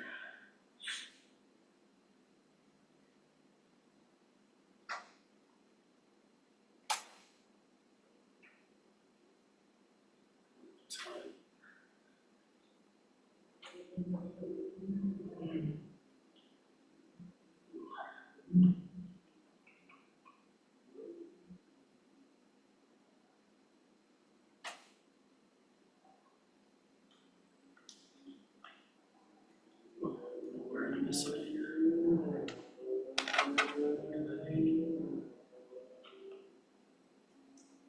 There we go. Okay. We got comfort, convenience, safety, security, privacy, love, prestige, esteem. Oh yeah, there we go. Value. So value is about making money. So if they're talking about they want to buy the house, be able to turn around and sell it and make money, that's going to be about value. Or buying a house, fix it up and sell it, value. Next one is economy. Economy is gonna be about saving money. So that one is about, I want high efficient this or that, and, Would you include in economy that they're approved for 800,000, but they're only gonna buy at 500,000? probably, That's important? yeah, probably, cause they're worried about, not having a high payment or whatever. Next one is, and this we talked a little bit about, in terms of, Maslow's hierarchy of needs. But self-actualization, that one doesn't come up very often. In fact, it's very rare that shows up. Oh, and then I got the other one. Okay. Is self-actualization. But self-actualization is gonna be like I said, it's like it's the pinnacle of the needs that Maslow's hierarchy of needs had, is like, once you've achieved everything else, you're worried about that. And so I think I've only had it actually even come up once, so I don't even know why we have it on there, but it came up once, I guess that's why. And I probably didn't spell that right either. There's probably not two L's, is there? What's right for me? I don't know. If you can't spell it more than one way, you're not creative. So, self-actualization. So, and then the last one is entertainment. What would self-actualization Or just- be? Like, I've been dreaming that I've owned this mansion on this hill, this house, my whole life, and now I bought it? No, I mean, I guess possibly, but I feel like that would be more the esteem and Right. prestige. But so I'm trying to remember for sure what the scenario was on the one when it came up, because it only came up once. But it would be kind of like somebody that's like, I want to have this shop that I'm going to go work in, and it's like, okay, but what does going and working in the shop do for you? Like almost of like they feel like they're completing their life's purpose, I guess is how I would say it. So it's not really a hobby, it's more of just like, I feel like I'm at one with the universe when I'm out working in the, like I don't do anything. Buying with- something where they can meditate, have a meditation room or something? Yeah, kind of like a poet writing stuff that they don't ever do anything with, or. Interesting. So that's what I would say is more of like, it's kind of like, what does having it mean to you? And yeah, I think it would be just more of like, I'm able to go and feel like I'm doing what I was created for, kind of. Gotcha. Now that broker's calling me from. Oh, boy. I hate metal. Well, it's kind of a weird scenario, the whole thing, but I'll call him, talk to him, and it's just a he said, she said, and I kind of have mixed feelings, so. If it's in real estate, it's not in writing, it doesn't exist. What about if it's in writing and the other person thinks that you stole their client? Oh, That you were, yeah, anyway, long story. I'm so torn on what to do on it, so. Yeah. Anyway, which is why I was distracted earlier. Okay, so those are the benefits. Next piece of this then is really, so once we do the tag, what we're doing is, what does having blank mean to you? And then they're gonna tell me what it means to them. Then from there, they're either gonna say the word or they're gonna talk around it. Either way, I'm gonna summarize or just at least make sure. So if I understand correctly, what you're looking for in this feature, whatever it is value or entertain. Oh, I didn't really say on entertain. Entertain is just what it sounds like. We love to have people come over and have parties and all that kind of stuff. So that would be entertain. But I'm then gonna summarize back. So if I understand you correctly, what you're looking for in this property is a place to entertain. Yep, okay, great. Now that I know that, then from there, the next step of this is, I like to call that the next step is, I call it, let me tell you how I work. I'm just gonna put here, let me tell you. So it's, let me tell you how I work. And then what's gonna happen is I'm gonna just say, hey, let me tell you how I work. And ultimately, this is the transition to get them to signing the buyer broker, is that I just say, I'm gonna go out and look at every home on the market in your price range, but I only wanna show you homes that actually meet your needs. So what that means is if I go out and look at, or if we go look at 3 or 4 houses, I'm probably gonna have to look at 30 to 40 to find those 3 or 4. And I'm willing to do that, provided that you'll commit to working exclusively with me. And then they're gonna say yes, and I'm gonna move on, so. And have them sign. That makes sense? So let me tell you how I work. Kind of think of it this way, is just think of as To find one home for them to look at, you're probably gonna have to look at 10. And you might even wanna say that. In my experience, I gotta look at 10 houses to find one that meets your needs. So if we go look at 3 or 4, I'm gonna have to preview 30 to 40, and I'm fine with that. Provided that during the time we work together, you'll commit to working exclusively with me. They'll say, yes, great, just sign here. Which, the good news is, like when I first learned this, we didn't have all the photos and stuff online that we could look at. And so, I actually had to go preview houses. Versus today, with photos and all that, you can jump online and a lot of times do that previewing without going. But there are times that you might actually have to call an agent, say, hey, I need to come preview your house to see if it would work for my client, and then go look at it to do that. But that's how I do the transition for that. Then you have them sign the buyer broker and say, great, when should we go look at houses? Anyway, questions?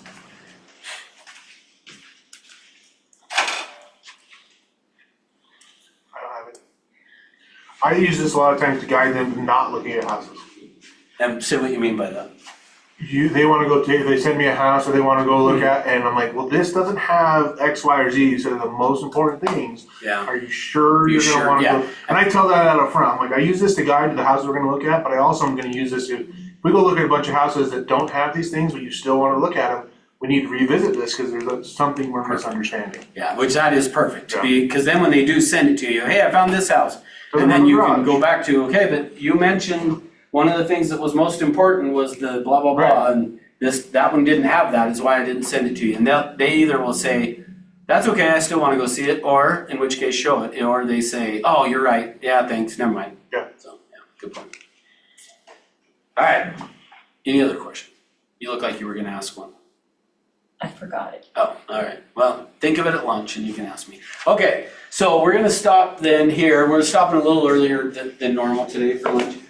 So we'll still meet back at 1:30 just because, I'm hoping other people will show up for the, I'm not meeting you necessarily, but just I'm hoping, like I wouldn't be surprised if Michael Brand comes. This is the best class you do, it blows my mind. This one is? It's This so is my fun. favorite class. That's so fun. I make more money with this class than any other class. Well, Which one? then You're gonna we work with gotta, buyers? we gotta get you making the money with your SOI. Yeah, right. That's the one. Yeah, I won't be here for that class, I got an Okay. inspection. Okay. But yeah, I make the most money by far. If you're gonna work with buyers, this is the only. Yeah. Helps a ton. Yeah. Cool. I use this as a lead-in, like, hey, I'm gonna ask you about, I have a process I go through to help you discover what you're looking for. That's how I set my appointments. Yeah. Is by telling them we're going to do this. Yeah, so when you hear him saying that, you'll know what he's talking about. I have a whole bunch I have them on my desk. Yeah. Right now, a bunch of people. Cool. Okay, well, be back at 1:30. We'll do the SOI and then meet up.